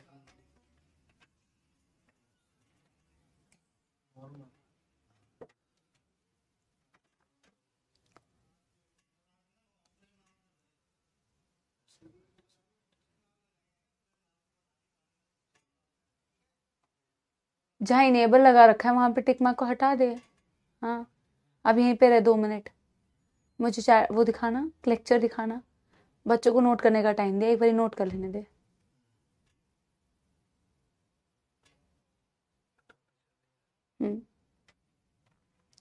बेटा जब आप लोगों का हो जाए तो आप लोग एक बारी थम्स अप दे देना, ठीक है?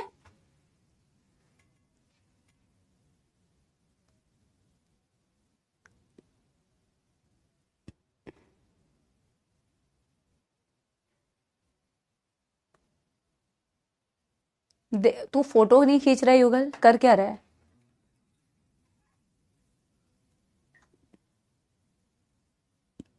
हो गया ऊपर वाला डायग्राम बेटा? आपकी क्लास में चैट डिसेबल जो है ना, वंस इन अ वाइल, हफ्ते में, अगर 2 हफ्ते में 6 क्लासेस होती है ना, उसमें एक क्लास में, तुम्हारी क्लास में ऐसे बच्चे आते हैं जिनको पढ़ने लिखने से कोई मतलब नहीं है।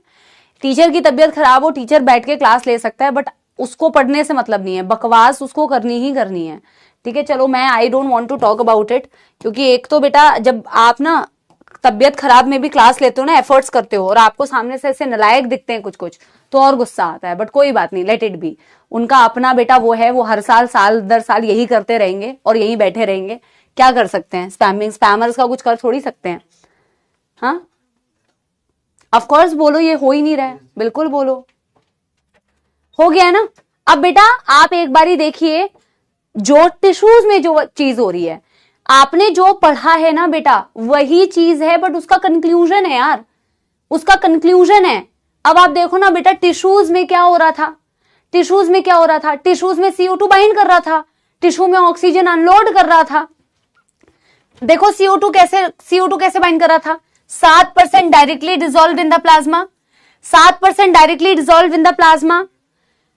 बाइकार्बोनेट के फॉर्म में बेटा 70% था। देखो CO2 H2O के साथ रिएक्ट कर रहा है, कार्बोनिक एनहाइड्रेस की प्रेजेंस में H2CO3 बना रहा है बेटा, और H2CO3 कार्बोनिक एनहाइड्रेस की प्रेजेंस में ही H+ आयंस बनाता है और बाइकार्बोनेट बनाता है।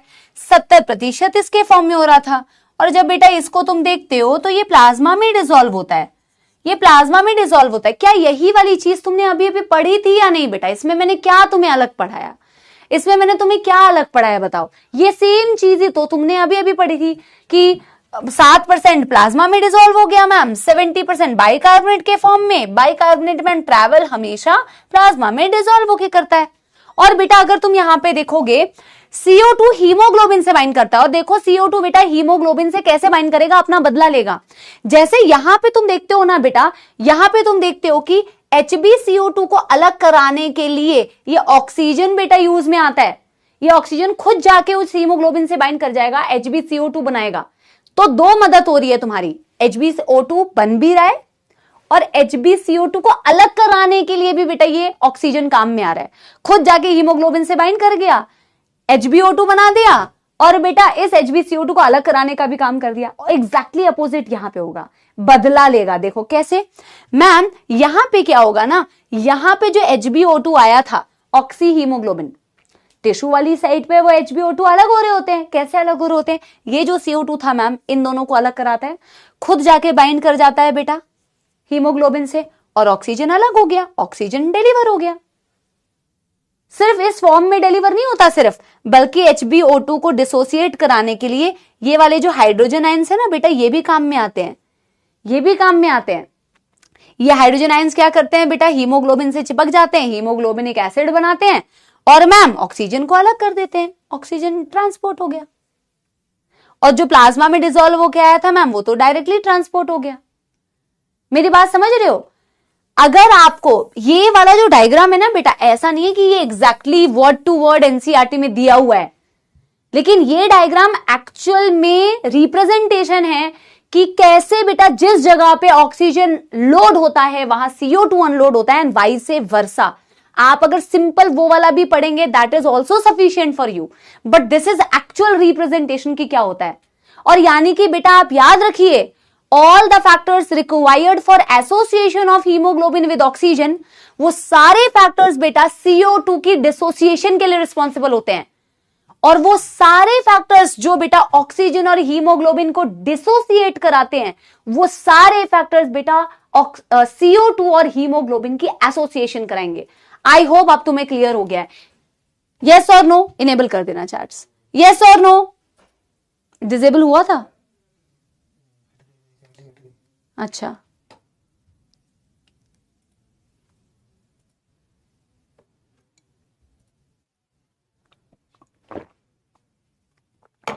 इसे आप बना लो बेटा, इसे आप बना लो, इसे आप एक बार ही बना लो, नीचे वाला डायग्राम भी बना लो।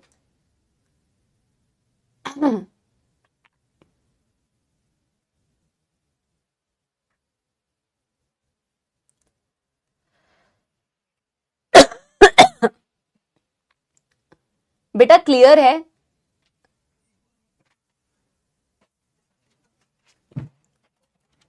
और यहां पे मैंने ये मेंशन भी कर देती हूं कि ये हाइड्रोजन आयंस बेटा ये वाले हैं जो इसको अलग करवाने के काम में आ रहे हैं। HbO2 को डिसोसिएट करने के बहुत सारे मेथड्स है बेटा, उसमें से एक है CO2 जो उसको तुमने अभी क्या पढ़ा था बेटा? All other factors like hydrogen ion concentration like CO2 like temperature, ये सारे फैक्टर्स अफेक्ट करते हैं ना, करते हैं कि नहीं? कैसे अफेक्ट करते हैं देखो ना, ये सारे फैक्टर्स कैसे अफेक्ट करते हैं। ऑफ कोर्स ऑक्सीजन का पार्शियल प्रेशर इस जगह पे कैसा है वो मेन फैक्टर है कि ऑक्सीजन अनलोड हो रहा है या लोड हो रहा है, बट अदर फैक्टर्स कैसे अफेक्ट कर रहे थे, क्या क्या दिमाग में आया, कैसे अफेक्ट कर रहे थे? HbO2 को कैसे अफेक्ट कर रहे थे? HbO2 को ये हाइड्रोजन आयन डिसोसिएट करा रहा है ना, HbO2 को ये CO2 डिसोसिएट करा रहा है ना। यही तो पढ़ा था तुमने कि टिश्यू वाली साइट पे आपका CO2 ज्यादा था, हाइड्रोजन आयन कंसंट्रेशन था। ये भी तो इंपैक्ट करते हैं, कैसे करते हैं देखो ना, अलग करा रहे हैं। इनफैक्ट यहां का जो टेम्परेचर होता है बेटा ज्यादा, वो भी इस डिसोसिएशन में मदद करता है। यही तो तुमने पढ़ा, तब तुमने वर्ड्स में पढ़ा, अब तुम डायग्राम में पढ़ रहे हो। यही चीज तो तुमने पढ़ी थी। अरे ये समझा रही हूं मैं, गुस्सा नहीं कर रही हूं, समझा रही हूं, समझाते वक्त में ऐसे हो रही हूं मैं भाई।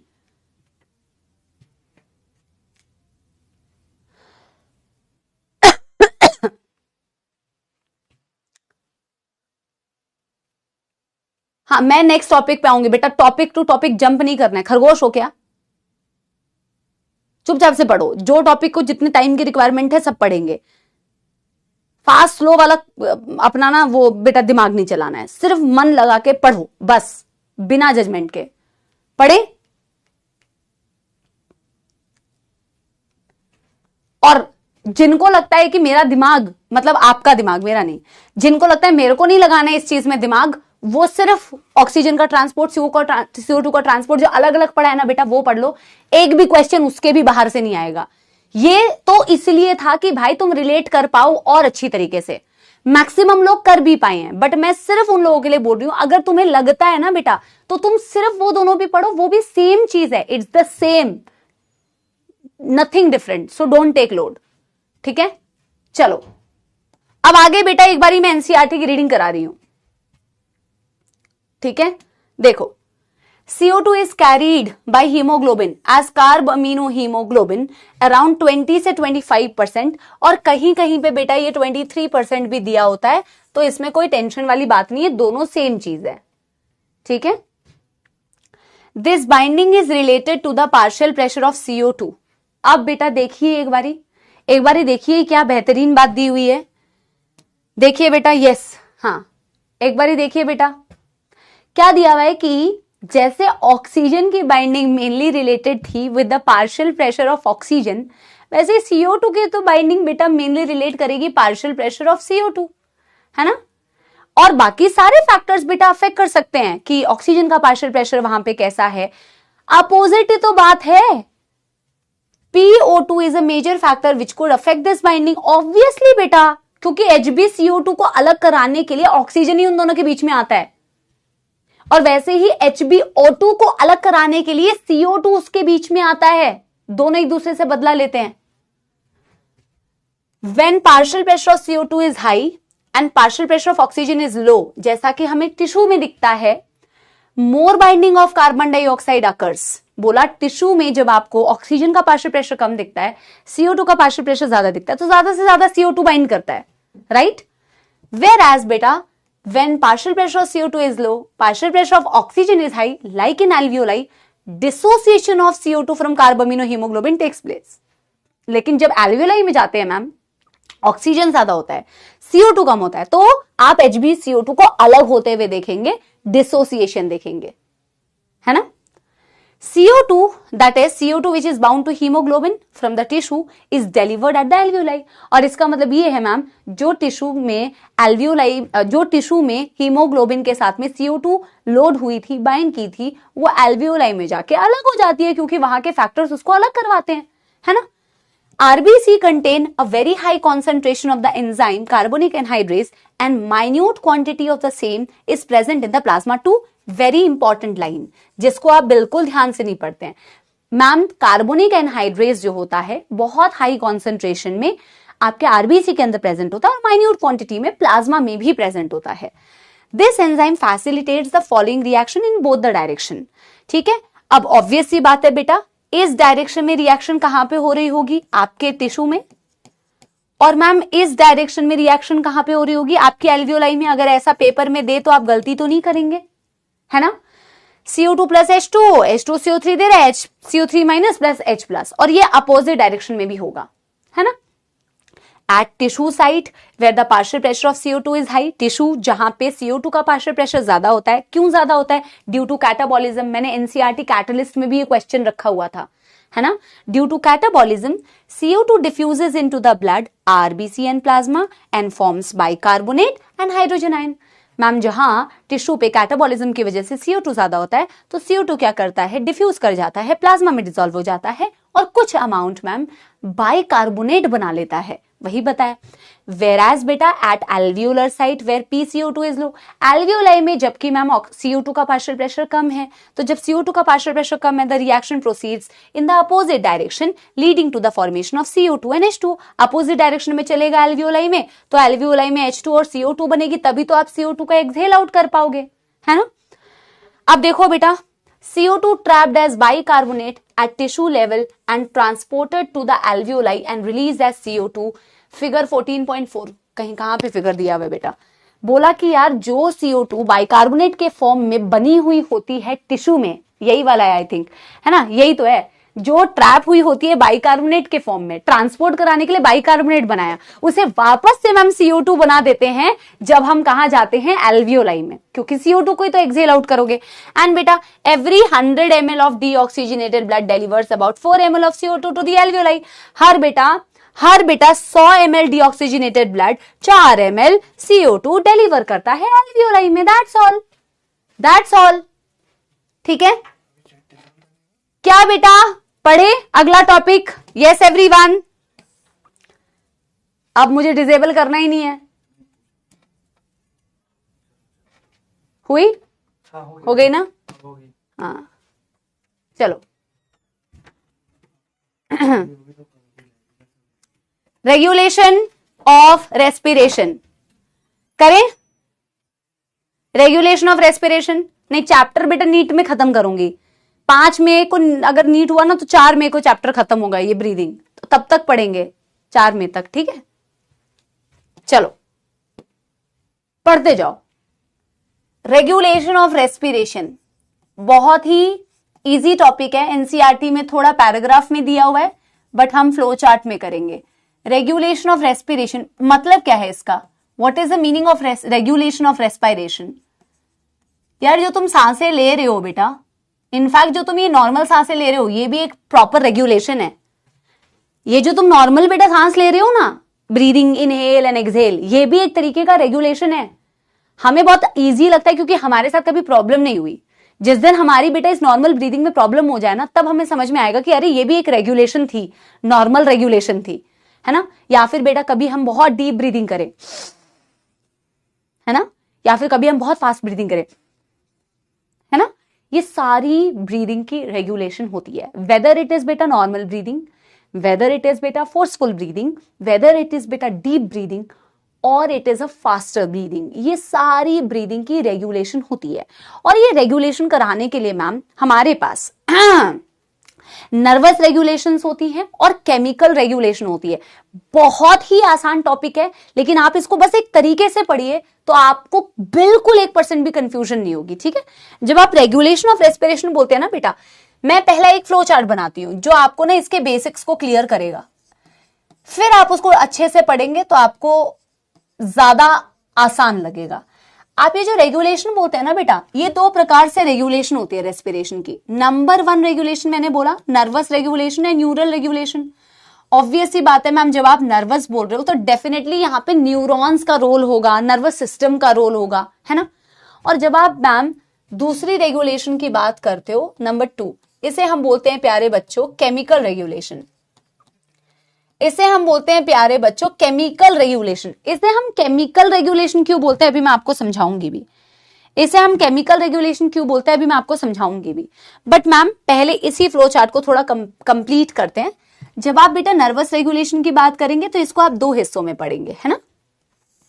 एक हिस्सा होता है बेटा जिसमें आप नर्वस रेगुलेशन में पढ़ेंगे number 1 about the RRC and number 2 बेटा इसमें आप पढ़ेंगे PC।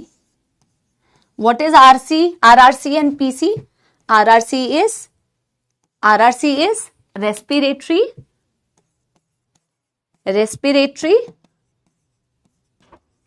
Rhythm centre, respiratory rhythm centre, this is बेटा RRC, इसकी मदद से होती है बेटा, हाफ पेज में हो जाएगा, ये एक छोटा सा फ्लो चार्ट है, इसको डिटेल में अलग अलग से कराऊंगी बेटा, नर्वस को अलग कराऊंगी और केमिकल रेगुलेशन को अलग कराऊंगी। और पीसी का क्या मतलब है बेटा, पीसी का मतलब है न्यूमोटैक्सिक सेंटर। आप न्यूरल रेगुलेशन में इन दोनों के बारे में पढ़ेंगे बेटा, न्यूमोटैक्सिक सेंटर। आप बेटा नर्वस रेगुलेशन या न्यूरल रेगुलेशन में इन दोनों के बारे में पढ़ेंगे, ठीक है। केमिकल रेगुलेशन में we are going to talk about बेटा two type of chemical regulation, two type of receptors basically. एक होंगे हमारे central chemo receptors, and I am going to tell you बेटा what are these chemo receptors, अभी आपको मैं वही बताऊंगी। एंड यहां पे आप पढ़ोगे बेटा peripheral chemo receptors, peripheral chemo receptors. Peripheral chemo receptors में आप पढ़ोगे बेटा दो चीजों के बारे में, एक आप पढ़ोगे आयोटिक बॉडीज, और जेन्युइनली बेटा आपको बस इसी को अच्छे से पढ़ना है, only this flow chart, carotid bodies. यही आपका ओवरव्यू है इस टॉपिक का, यही आपका इस टॉपिक का ओवरव्यू है, ठीक है।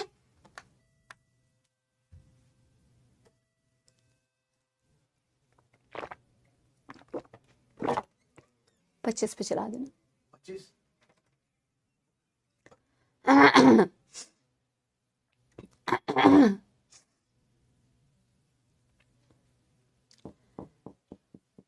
यानी कि मैम हमारी जो रेस्पिरेशन रेगुलेट होती है ना बेटा, चाहे तुम नॉर्मल ब्रीदिंग कर रहे हो इस वक्त में, चाहे तुम फोर्सफुल ब्रीदिंग करो कभी, चाहे तुम बेटा फास्ट ब्रीदिंग करो कभी, चाहे तुम बेटा डीप ब्रीदिंग करो कभी, मैम यही नर्वस रेगुलेशन और यही केमिकल रेगुलेशन मैम क्या करती है, इसको कंट्रोल करती है। बात समझना मेरी, यही बेटा केमिकल और नर्वस रेगुलेशन इसको कंट्रोल कर रहा होता है। कैसे कंट्रोल करता है वही चीज हम समझेंगे। सबसे पहले बेटा हम समझेंगे क्या, सबसे पहले हम समझेंगे क्या, nervous regulation. What is this respiratory rhythm centre, what is this बेटा न्यूमोटैक्सिक सेंटर, और ये कैसे आपकी ब्रीदिंग को कंट्रोल कर रहे होते हैं, इसको जरा समझते हैं। पहले बेटा आप फ्लो चार्ट बना लीजिए, यस पहले आप बेटा ये फ्लो चार्ट बना लीजिए, जल्दी से डन कर लीजिए। यस एवरीवन,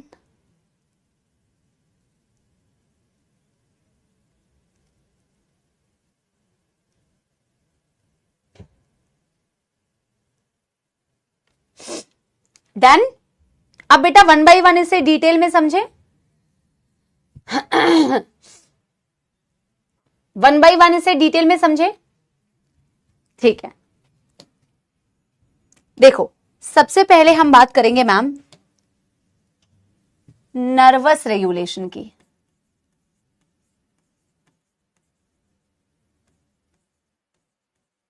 सबसे पहले हम बात करेंगे मैम नर्वस रेगुलेशन की। मैं साइड में एक बहुत छोटा सा स्पेस छोड़ रही हूं डायग्राम के लिए।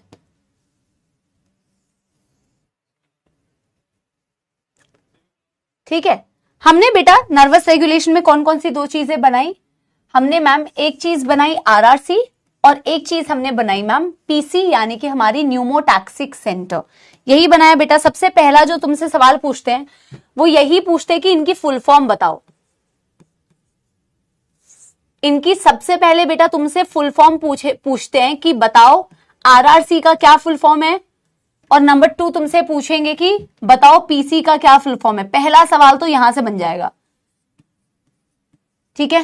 Regulation bye RRC and regulation bye PC। What is the meaning of RRC? Like I said, respiratory rhythm centre. वापस से लिख लो, कोई दिक्कत नहीं है। Respiratory rhythm centre, respiratory rhythm center. And what is beta this? This is pneumotaxic center. This is pneumotaxic center. बात करते हैं मैम ये नर्वस रेगुलेशन में क्यों आया और ये कहां लोकेटेड होता है, ये कहां लोकेटेड होता है मैम? अगर हम देखें ना रेस्पिरेटरी रिदम सेंटर को, ये लोकेटेड होता है मेड्यूला रीजन में. But where is medulla? Location भी वेरी वेरी इंपॉर्टेंट बेटा. Location in medulla. Where is medulla? Medulla oblongata नाम सुना है? Medulla region of hind brain. हमारे हाइंड ब्रेन में बेटा 3 हिस्से होते हैं, पॉन्स, सेरिबेलम एंड मेड्यूला. हमारे हाइंड ब्रेन में, हम ये न्यूरल वाले चैप्टर में भी पढ़ेंगे, हमारे मेड्यूला रीजन में तो इस तरीके का कुछ होता है बेटा. आप पढ़ोगे भी आगे. अभी अगर मैं आपको बताना चाहूं तो कुछ इस तरीके का होगा. ऐसा ऐसा डायग्राम मैं आपको बना के बताती हूं. ऐसे से समझो बेटा कि दिस, और यहां होता है सेरिबेलम. ऐसे ऐसे मान लो कि ये वाला जो हिस्सा है ये है तुम्हारा पॉन्स हाइंड ब्रेन का, और इस वाले हिस्से को मान लो ये वाला हिस्सा है तुम्हारा मेड्यूला. और मेड्यूला जो होती है वो आगे जाके कंटिन्यू करती है बेटा स्पाइनल कॉर्ड से, स्पाइनल कॉर्ड में part of hind brain basically, है ना. तो ये पॉन्स हो गया, ये मेड्यूला हो गया, है ना. अब पॉन्स में क्या लोकेटेड है? पी फॉर बेटा न्यूमोटैक्सिक सेंटर. ये पी साइलेंट है, न्यूमोटैक्सिक सेंटर. इसकी लोकेशन भी बेटा पूछेंगे आपसे, इसकी लोकेशन भी पूछेंगे बेटा आपसे, कहां लोकेटेड होता है. इसकी लोकेशन होती है आपके हाइंड ब्रेन में ही, बट पॉन्स वाले एरिया में. Location pons region of hind brain. आप मुझे बताइए कि क्या आपको इनकी लोकेशन क्लियर हुई? क्या आपको इनकी लोकेशन क्लियर हुई? जैसे कि यहां पे मैं बना देती हूं मैम, यहां पे हमारा रेस्पिरेटरी रिदम सेंटर, यहां पे है मैम हमारा न्यूमोटैक्सिक सेंटर. आपको क्लैरिटी मिली कि नहीं? This is your PC, this is your RRC. पहले तो मैं आपको बता दूं, आपकी चाहे दुनिया भर की कितनी भी चीजें हो, central chemoreceptors, peripheral chemoreceptors, pneumotaxic centre, चाहे कुछ भी हो, जिस सेंटर का नाम है रेस्पिरेटरी रिदम सेंटर, सुनना मेरी बात ध्यान से, जिसका नाम ही है respiratory rhythm centre, respiratory rhythm, वो आपके रेस्पिरेशन की रिदम को मेंटेन करती है बेटा. मेन बोलते हैं ना कि हेडक्वार्टर जो है, मेन हेडक्वार्टर जहां से इंस्ट्रक्शंस आते हैं, वो हेडक्वार्टर तुम्हारा आरआरसी है बेटा. इसमें भी अगर डिटेल देखना चाहो, इसकी भी बहुत डिटेल है. डॉर्सल रेस्पिरेटरी ग्रुप्स होते हैं, वेंट्रल रेस्पिरेटरी ग्रुप्स होते हैं, न्यूरॉन्स होती हैं, क्लस्टर ऑफ, आपके मतलब की नहीं है. बल्कि मैंने जो तुम्हें पेरिफेरल नाम ये सब बता दिए ना, वो भी एनसीईआरटी में वर्ड्स नहीं दिए हुए, फिर भी थोड़ा अतिरिक्त बताया मैंने, ठीक है. उतनी गहराई में नहीं जाना. सिंपल सी बात समझो कि मैम जो रेस्पिरेटरी रिदम सेंटर है वो आपके ब्रीदिंग के रिदम को कंट्रोल करता है. क्या ब्रीदिंग का रिदम क्या होता है? What is the meaning of breathing का रिदम? जो तुम ये सांस ले रहे हो. अगर मैं बेटा बात करूं रेस्पिरेटरी रिदम सेंटर की, तो इट मेंटेन्स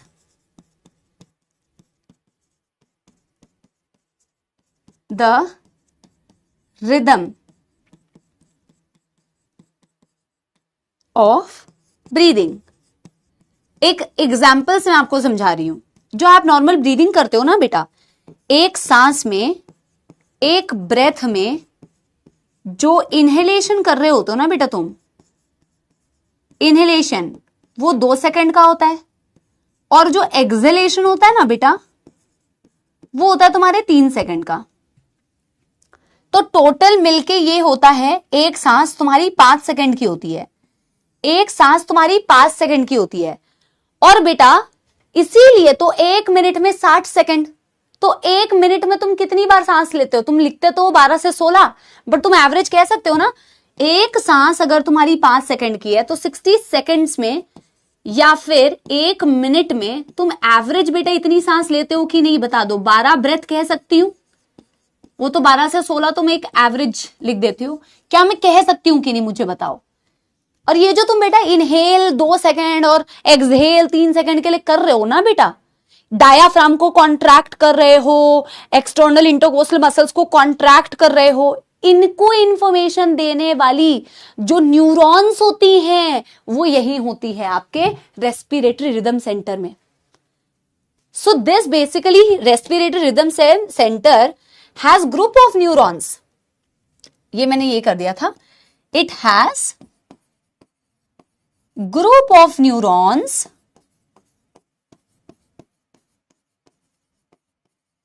maintaining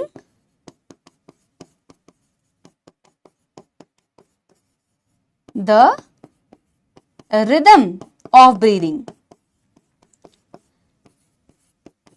यार देखो, आगे तुम चाहे बेटा इस रिदम को छोड़ दो, चाहे तुम आगे फास्ट ब्रीदिंग करो, चाहे तुम आगे बेटा स्लो ब्रीदिंग करो, चाहे तुम आगे बेटा डीप ब्रीदिंग करो, तुम जिंदगी में कुछ भी करो, तुम्हारी कंट्रोल करने वाला जो सेंटर है वो है रेस्पिरेटरी रिदम सेंटर, जो आपकी ब्रीदिंग के रिदम को कंट्रोल करता है. हेडक्वार्टर यही है. आगे तुम्हें अगर इसको चेंज करना है तो तुम्हें करवाना इसी के थ्रू पड़ेगा. तुम्हें डीप ब्रीदिंग करनी है तो भी तुम्हें सिग्नल आरआरसी को देना पड़ेगा, क्योंकि चेन किसके पास है बेटा? बोलते हैं ना कि भाई जिसके पास वो क्या बोलते हैं बेटा, कंट्रोल सेंटर जो है जिसके पास है वही कंट्रोल कर सकता है. कंट्रोल और कोई कर ही नहीं सकता है. सिग्नल इसको देके बेटा चेंजेस जरूर करवा सकते हैं. जैसे आपका न्यूमोटैक्सिक सेंटर भी क्या करेगा ना बेटा, इसको सिग्नल देके चीजों को चेंज करा सकता है.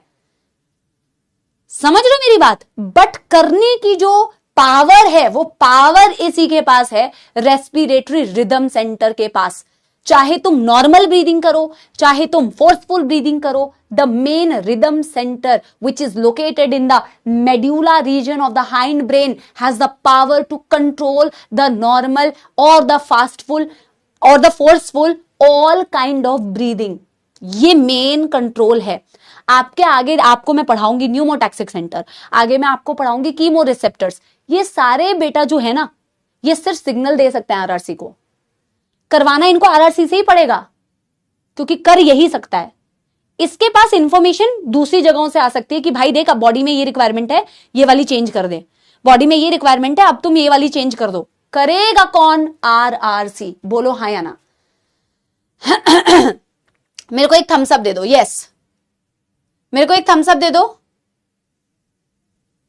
यस एवरीवन, यस एवरीवन, जल्दी से बेटा, जल्दी से. अगर आप लोग को ये रेस्पिरेटरी रिदम सेंटर की बात समझ में आ गई है, जल्दी बताओ.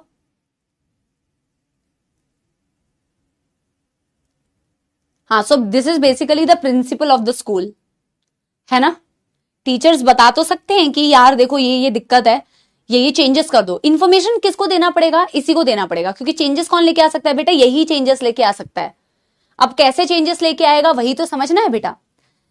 तो ये बेटा अगर मैं कहूं ना, रेस्पिरेटरी रिदम सेंटर कैसे मेंटेन कर रहा है ब्रीदिंग के रिदम को, ये इंफॉर्मेशन देता है आपके मसल्स को, डायाफ्राम को, आपकी एक्सटर्नल इंटरकोस्टल मसल्स को. तभी तो बेटा रिदम को मेंटेन कर रहा है. यहां से जो न्यूरॉन्स है ना बेटा, चाहो तो मैं आपकी इंफॉर्मेशन के लिए लिख दे रही हूं. मैं इसलिए नहीं लिखती हूं बेटा क्योंकि ना ये फिजूल एक्स्ट्रा ज्ञान है. आप सिंपल भाषा में याद रखोगे उतना भी आपके लिए काफी है.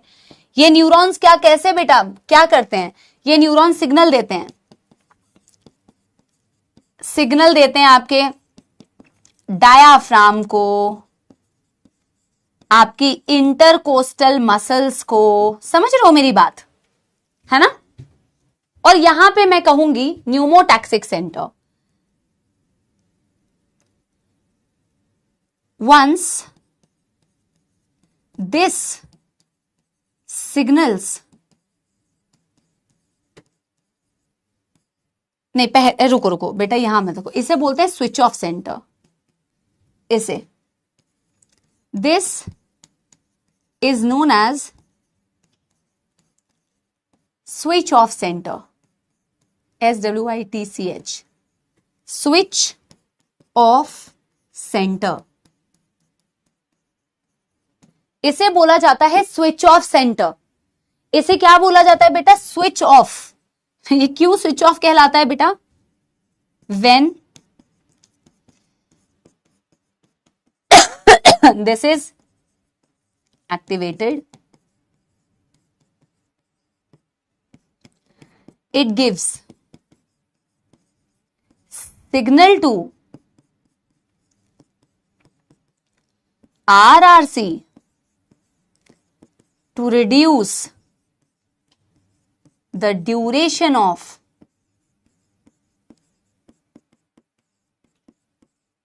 inhalation. बहुत ही सिंपल सी बात है भाई, ये डायरेक्टली कोई चेंज नहीं कर सकता, ये डायरेक्टली कोई चेंज नहीं कर सकता मेरे बच्चों, ये प्रिंसिपल नहीं है, पर ये प्रिंसिपल को बता सकता है कि करना क्या है। जब जब आपकी न्यूमोटैक्सिक सेंटर जो कि आपकी पॉन्स में लोकेटेड होती है हाइंड ब्रेन के, जब ये एक्टिवेट होती है, ये आपके आरआरसी को ही सिग्नल देगी भाइयों और बहनों। ये देखिए, ये सिग्नल हमेशा आरआरसी को ही देगी, ये सिग्नल हमेशा आरआरसी को ही देगी, ये जाके किसी को डायरेक्टली सिग्नल नहीं दे सकती, ये डायरेक्टली बेटा किसी को सिग्नल नहीं दे सकती, ये सिग्नल देगी आपके आरआरसी को। बट क्या सिग्नल देती है? इसे बोला जाता है स्विच ऑफ सेंटर, इसे स्विच ऑफ सेंटर बोलते हैं। ये इनहेलेशन की ड्यूरेशन को कम करा देती है। एग्जैक्टली कितना कम कराती है इससे तुम्हें कोई मतलब नहीं है बेटा, और क्या तुम इससे बेटा खुद दिमाग लगा के बता सकते हो? अगर इनहेलेशन की ड्यूरेशन कम हो गई तो ब्रीदिंग रेट कैसी हो जाएगी? फास्टर होगी कि नहीं? आप यहीं पे कैलकुलेशन कर लो ना। अगर इनहेलेशन की ड्यूरेशन बेटा कम हो गई तो ब्रीदिंग रेट फास्ट हो गई। देखो ना, पहले इनहेलेशन 2 सेकंड का था और एक्सहेलेशन 3 सेकंड का था, मिला के 5 सेकंड। अगर इनहेलेशन की ड्यूरेशन कम हो जाए, 1 सेकंड का हो जाए, तो दोनों मिलके बेटा कितना हो जाएंगे? 4 सेकंड। तो नंबर ऑफ ब्रीदिंग रेट निकाल सकते हो ना फिर। समझ रहे हो मेरी बात? या अगर बेटा ये क्या बोलते हैं 0.5 सेकंड का हो जाए, समझ रहे हो मेरी बात? Very nice, that's it, that's it. NCERT में डायरेक्टली ये नहीं दिया हुआ कि ब्रीदिंग बिकम्स फास्टर, एक बार देख लेंगे, पर आपको ये समझना पड़ेगा कि इसे स्विच ऑफ सेंटर बोला, इसने इनहेलेशन की ड्यूरेशन को कम कराया, तो ऑटोमेटिकली समझ में आ रहा है ना ब्रीदिंग रेट फास्ट हो जाएगी। यस, पर ये डायरेक्टली कर रहा है क्या? नहीं मैम, ये डायरेक्टली कभी भी नहीं कर सकता, ये सिर्फ सिग्नल दे सकता है आरआरसी को मेरे बच्चे, ये सिर्फ सिग्नल दे सकता है आरआरसी को बेटा, ये बात ध्यान रखनी है। It can only signal RRC. Changes तो कौन करेगा बेटा? चेंजेस हमेशा रेस्पिरेटरी रिदम सेंटर करेगा। Very good Devjit, very good Jiyanoor, yes absolutely 15 breath, very good. समझ गए मेरी बात? तो आप यहां पे सिर्फ ये लिखो कि यही, आपको ब्रेथ लिखने की जरूरत नहीं है। ये क्या कर रहा है बेटा? ड्यूरेशन को, इनहेलेशन की ड्यूरेशन को कम कराएगा। बट कैसे कम कराएगा? ये सिग्नल देगा आरआरसी को to reduce the duration of inhalation. Changes कौन लेके आएगा बेटा? चेंजेस आरआरसी ही लेके आएगा। और जब इनहेलेशन की ड्यूरेशन कम हुई तो breathing becomes faster, breathing becomes faster. बोलो हाँ या ना?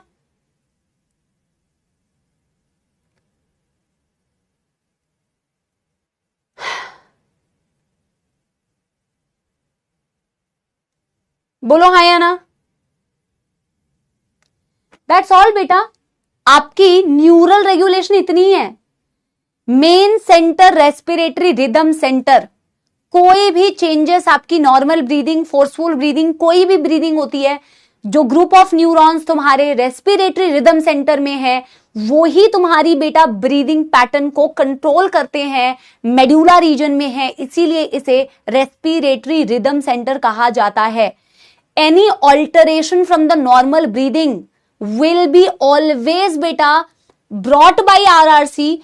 भले ही आपकी ऑल्टरेशन के सिग्नल्स कहीं से भी आए, कीमो रिसेप्टर से आए या न्यूमोटैक्सिक सेंटर से आए, उनसे जो सिग्नल आते हैं वो कोई बात नहीं, वो कैसे सिग्नल्स हैं वो तुम्हें पता होने चाहिए, बट चेंजेस जो करता है वो आरआरसी ही कर सकता है।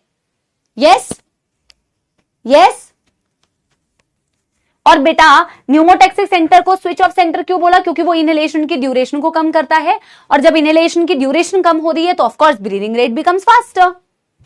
यस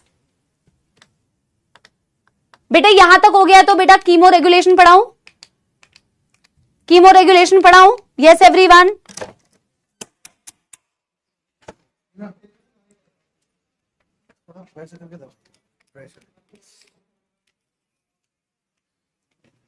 ये वो कहाँ गए इसके टेम्पलेट जो थे, वो कहाँ हैं, वो क्यों नहीं चल रहे हैं?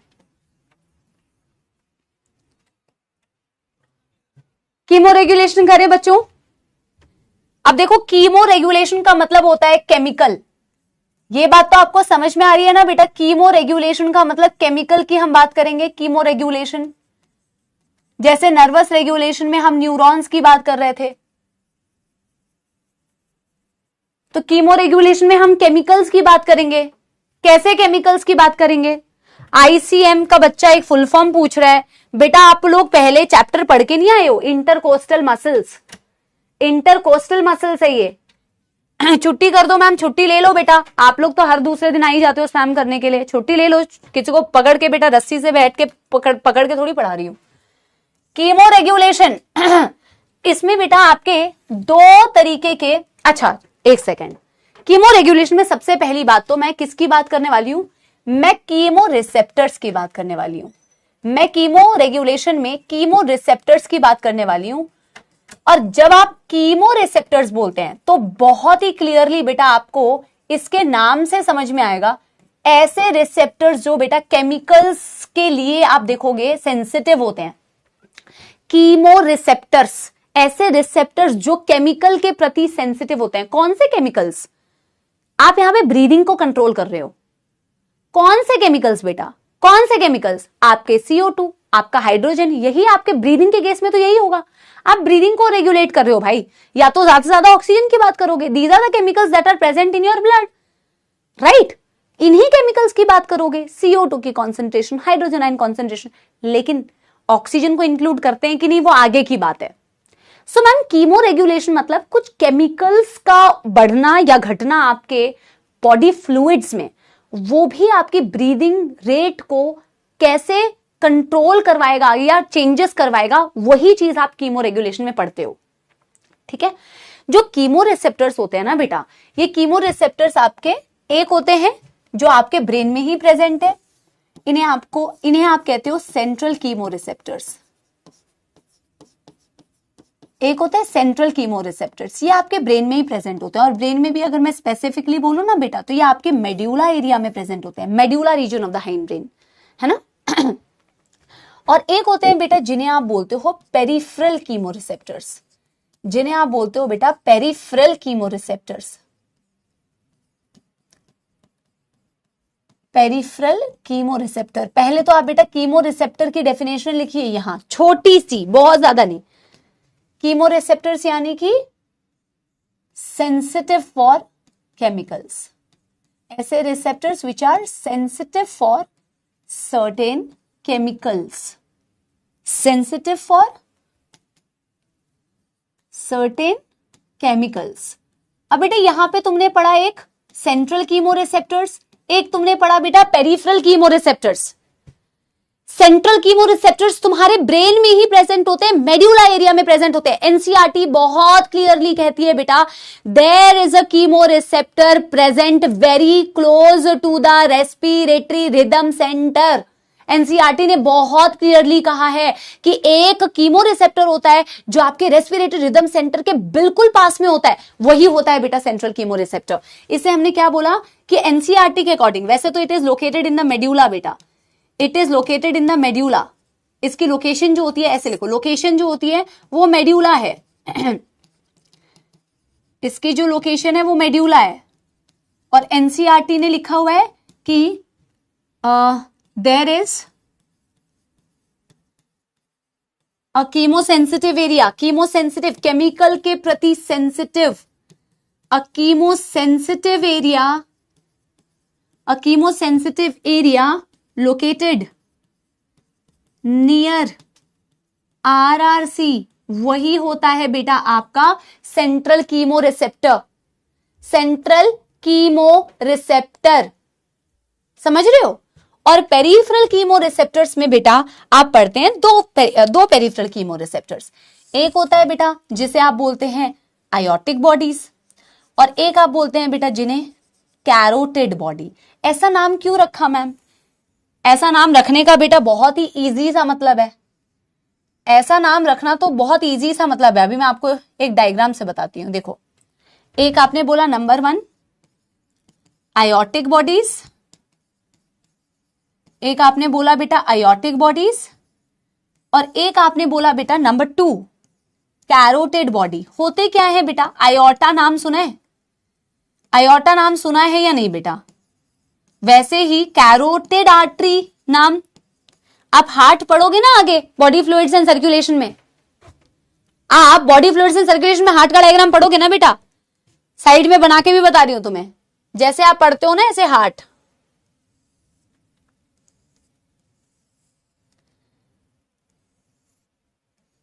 पढ़ोगे ना? अब यहां से तुम बनाते हो एक ऐसी ब्लड वेसल, इसे तुम बोलते हो iota.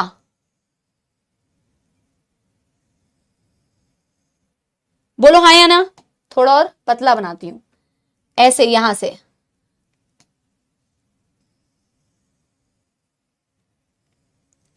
This is the aorta. Aorta the major blood vessel जो पूरी बॉडी को ब्लड सप्लाई करती है, और आयोटा की ऐसे ब्रांचेस बनाते हो, आयोटा की ऐसी ब्रांचेस बनाते हो। आयोटा की ब्रांच को बोला जाता है आर्टरी। बोला था ये, मैंने समझाया भी था। आयोटा तो मेन ब्रांच है, मेन टहनी है, उसकी छोटी छोटी टहनियां होंगी। छोटी छोटी टहनियों को क्या बोलते हो बेटा? आर्टरी बोलते हो। तो यार ये आयोटा है मैम, ये वाली ब्लड वेसल तो आपने बता दिया ये आयोटा है, ये पिंक वाली, और इसी से छोटी छोटी ब्रांच निकली हुई है ना, वो आर्टरी है मैम।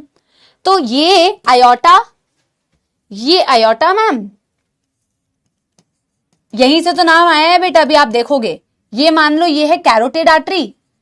बेटा कैरोटिड आर्टरी जो होती है ना, वो ब्रेन को ब्लड सप्लाई करती है। आयोटा की वो ब्रांच जो ब्रेन को ब्लड सप्लाई करती है ना, वो होती है कैरोटिड आर्टरी। समझ रहे हो बेटा? अब इस कैरोटिड आर्टरी के अंदर कुछ रिसेप्टर्स हैं, रेड कलर से दिखा देती हूं ऐसे, और आपके आयोटा में भी कुछ रिसेप्टर्स है ऐसे। इन्हें बोला जाता है बेटा आयोटिक बॉडीज, और इन्हें बोला जाता है बेटा कैरोटिड बॉडी। बताओ कहां समस्या है? बताओ कितनी इजी है भाई। आयोटा के अंदर जो कीमो रिसेप्टर्स होंगे उन्हें बोला जाएगा आयोटिक बॉडीज, और जो कैरोटिड आर्टरी के अंदर होंगे उन्हें बोला जाएगा कैरोटिड बॉडीज। सिंपल सी बात है। जो कीमो रिसेप्टर्स कैरोटिड में है वो कैरोटिड बॉडीज, जो कीमो रिसेप्टर्स आयोटा में है वो आयोटिक बॉडीज। कर क्या रहे हैं मैम? इनके कांटेक्ट में क्या है? रटना कुछ नहीं पड़ेगा, थोड़ा लॉजिक दिमाग लगाओ। आयोटा के अंदर क्या भरा हुआ है बेटा? खून है ना, कि पानी है तुम्हारा? खून है ना। तो भाई आयोटा के अंदर ब्लड फ्लो कर रहा है। कैरोटिड आर्टरी में क्या है बेटा? उसके अंदर भी तो खून ही है। अब भाई तुम्हारी बॉडी में जो तुम ये सांस ले रहे हो, जो तुम मेटाबॉलिज्म कर रहे हो, CO2 बना रहे हो, हाइड्रोजन आयंस बना रहे हो, तो भाई अगर इनकी कॉन्सेंट्रेशन ऊपर नीचे होती है तो इनको सिग्नल मिलता है, ये एक्टिवेट होते हैं। Increase in concentration of CO2, increase in concentration of hydrogen ions, और ये तुम्हारे खून में ही तो है, ब्लड में ही तो मिक्स है। तो वो ब्लड किसके थ्रू पास हो रहा है बेटा? आयोटा और कैरोटिड आर्टरी। तो जो ब्लड बेटा इसके भी कांटेक्ट में आएगा ना, ब्लड तो कीमो रिसेप्टर्स के भी कांटेक्ट में आएगा। और अगर ब्लड में ये डिटेक्ट हो गए कि इनका बहुत हाई कॉन्सेंट्रेशन है, तो ये दोनों रिसेप्टर्स बेटा, ये दोनों bodies, carotid bodies and aortic bodies, खुद चेंज कर सकती है क्या कोई? खुद चेंज कर सकती है क्या कोई? खुद चेंज कोई नहीं कर सकता बेटा, सिर्फ RRC कर सकती है। जैसे ही ये डिटेक्ट करते हैं कि ब्लड में CO2 या हाइड्रोजन आयन की कॉन्सेंट्रेशन बढ़ गई है, ये सिग्नल किसको देंगे? RRC को। RRC क्या करेगा? ब्रीदिंग रेट को फास्ट कर देगा, क्योंकि CO2 ज्यादा हो गया है ना, हाइड्रोजन आयन ज्यादा हो गया ना, तो breathing rate becomes faster. They will just signal the RRC। तुम ही तो आंसर दे रहे हो, सिंपल सी तो बात है। मेरी बात समझ रहे हो? तो यार इतनी सी तो कहानी थी। आयोटिक बॉडीज आर chemoreceptors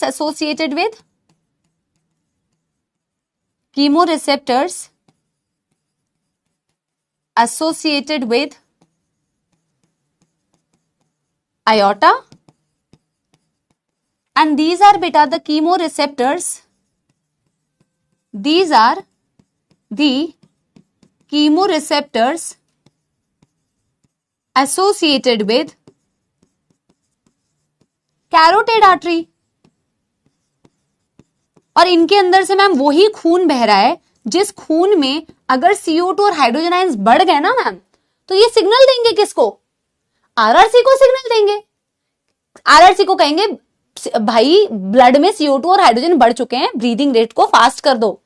और मैं आपको बता दूं, कोई भी कीमो रिसेप्टर ऑक्सीजन के प्रति सेंसिटिव नहीं होता।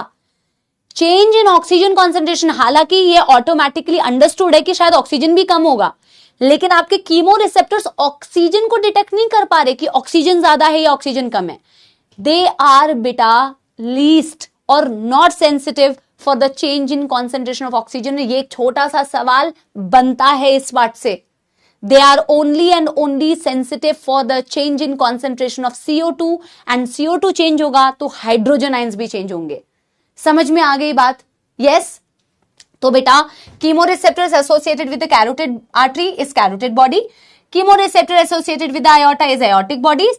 और इन दोनों में हम कहेंगे, क्योंकि इन दोनों में खून बह रहा है बेटा, ये दोनों के अंदर खून बह रहा है और कीमोरिसेप्टर इन दोनों के अंदर नहीं बह रहा है, इन ब्लड वेजल्स में खून बह रहा है और उसी ब्लड में आप CO2 और हाइड्रोजन आयंस में चेंजेस देख रहे हो, तो ऑफ कोर्स आपकी ये कीमो रिसेप्टर्स ही तो उसे डिटेक्ट करेगी ना बेटा। ये हो गई आपकी कीमो रिसेप्टर्स, यही तो हो गई आपकी कीमो रिसेप्टर्स। एक सेकेंड, ये है या नहीं, है ना? तो हम लिखेंगे change in H+ and CO2 in blood is detected by them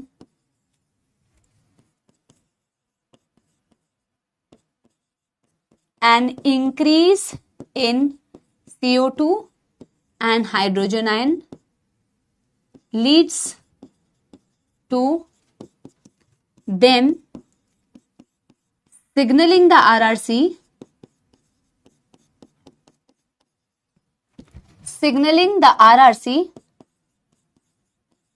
to increase breathing rate। अब बेटा सेंट्रल कीमो रिसेप्टर को जरा देखो। एक बात तो बेटा आपको ये पता होगी कि बॉडी के अंदर जितने भी फ्लूइड्स होते हैं, बॉडी के अंदर बेटा जितने भी फ्लूइड्स होते हैं बेटा, वो कैसे बनते हैं? जितने भी फ्लूइड होते हैं वो किससे बनते हैं बेटा? सारे फ्लूइड्स बनते हैं आपके ब्लड के ही फिल्टरेशन से।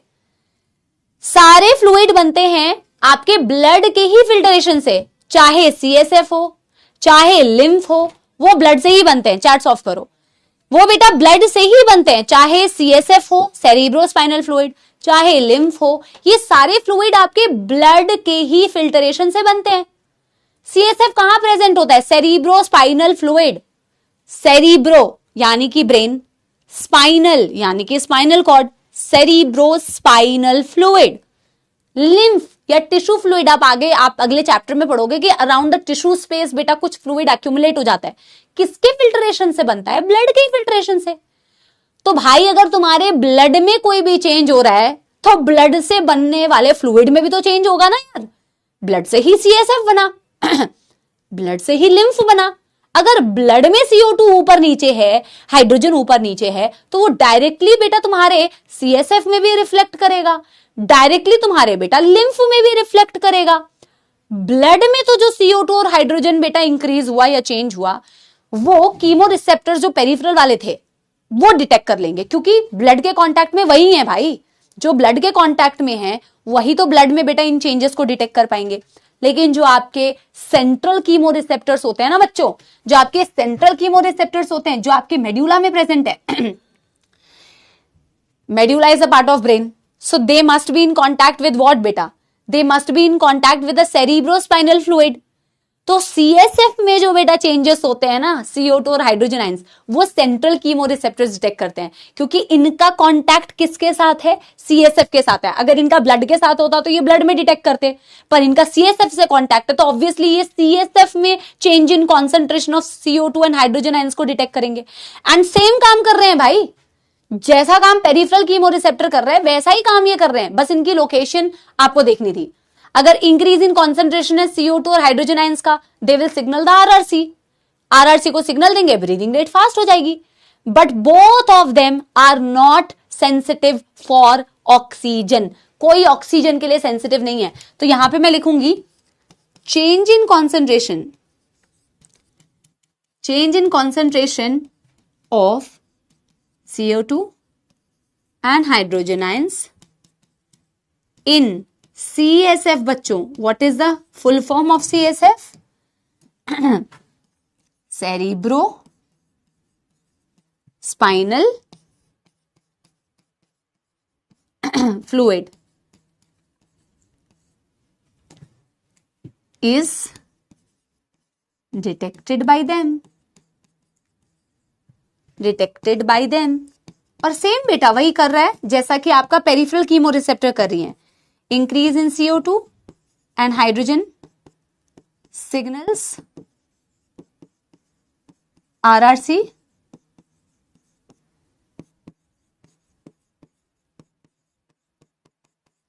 Breathing rate increases. That's all. वो ऑक्सीजन के लिए सेंसिटिव नहीं होती है। वो वाली पॉइंट एक लिख लेते हैं और एनसीईआरटी की रीडिंग करते हैं। That's all. यहीं पे रहना थोड़ी देर।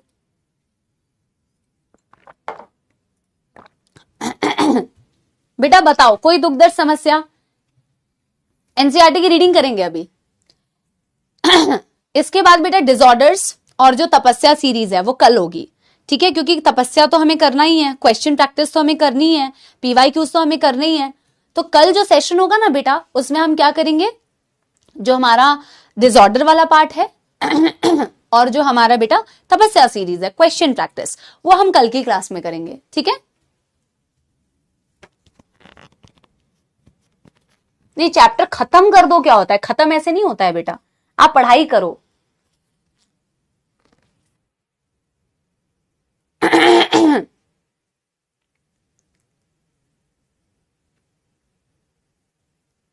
और इस चैप्टर में डिसऑर्डर्स बहुत कम है बेटा, 3 ही डिसऑर्डर है, ठीक है?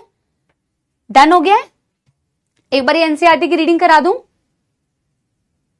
तुम्हारी ना। कोई कोई दिन होते हैं जिसमें तुम्हारी क्लास में ना सिर्फ स्पैमिंग होती है, और कुछ कुछ वीक्स ऐसे जाते हैं जब मैं क्लास लेके जाती हूं तो मैं अपने कलीग्स को भी बोलती हूं कि इस बैच का जो पढ़ने वाली जनसंख्या है वो ज्यादा है, और कभी कभी लगता है सिर्फ स्पैमिंग से भर गए हैं जैसे आज का दिन।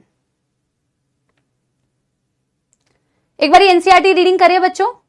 यस, देखो, human beings have a significant ability to maintain and moderate the respiratory rhythm to suit the demands of the body tissues. Human beings के पास, हमारे पास ये एबिलिटी है कि हम मेंटेन कर सकते हैं अपने रिदम को जैसा है वैसा, या मॉडरेट यानी कि चेंज कर सकते हैं रेस्पिरेटरी रिदम को। ऐसा क्यों करना जरूरी है? जैसा डिमांड वैसा सप्लाई, ये तो नियम है नेचर का, जीवन का ये नियम है, जैसा डिमांड वैसा supply, to suit the demand of the body बेटा, है ना? This is done by the neural system, also done by the chemo regulation बेटा, यहां पे लिखा हुआ है।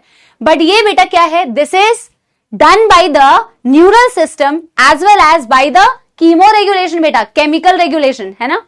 देखो, a specialized center present in the medulla region of the brain called respiratory rhythm center RRC is primarily responsible for this regulation। जो main बेटा regulation है वो रेस्पिरेटरी रिदम सेंटर से ही होती है, primarily responsible for the regulation। Another center present in the pons region of the brain called as pneumotaxic center can moderate the functions of respiratory rhythm center।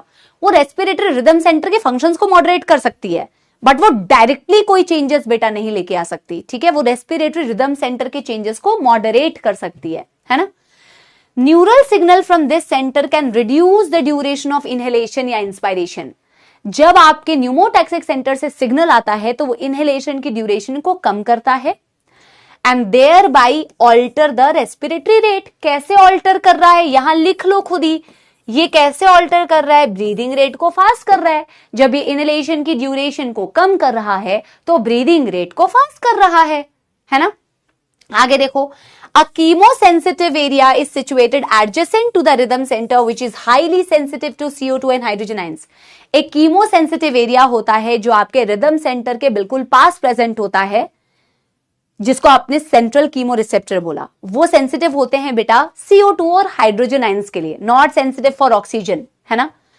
Increase in these substances can activate the center, which in turn can signal the respiratory rhythm center to make the necessary adjustment in the respiratory process by which this substance can be eliminated. बोला कि भाई signal हमेशा RRC को ही जाएगा, खुद से नहीं करा सकते। बोला जैसे ही CO2 और हाइड्रोजन आयंस बढ़ गए ना, तो रेस्पिरेटरी रिदम सेंटर को इन्होंने सिग्नल दिया, कीमो रिसेप्टर्स ने, जिन्होंने सेरिब्रोस्पाइनल फ्लूइड, वो फ्लूइड जो तुम्हारे ब्रेन में भरा हुआ है, स्पाइनल कॉर्ड में भरा हुआ है कहीं कहीं पे, है ना, उसमें जैसे CO2 और हाइड्रोजन आयंस बढ़े ना बेटा, तो इन्होंने सिग्नल दिया RRC को, कहा कि भाई ब्रीदिंग रेट को फास्ट करो, क्योंकि ये CO2 और हाइड्रोजन आयंस बढ़ गए, इसको एलिमिनेट करना है बॉडी से। और ऐसा ही आयोटिक बॉडीज और कैरोटिड बॉडीज भी करती है बच्चों। Receptors associated with aortic arc and carotid artery can also recognize change in concentration of CO2 and hydrogen ions and send necessary, याद रखिए, send necessary signal to the rhythm center for remedial action. Remedial मतलब क्या? Remedial का मतलब होता है solution. हमेशा signal RRC को जाएगा। समझ में आ रही है बेटा बात? The role of oxygen, इसे अपने नोट में बेटा नोट कीजिए, इसे कृपया करके अपने नोटबुक में नोट कीजिए, इसे कृपया करके बेटा अपने नोट में नोट कीजिए। मैं लिख देती हूं वरना तुम आलस करोगे। देखो ये आज का लास्ट पॉइंट है बेटा, the role of oxygen, the role of oxygen in maintaining the rhythm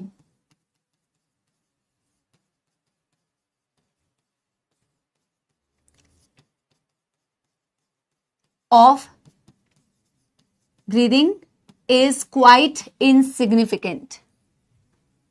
Is quite insignificant.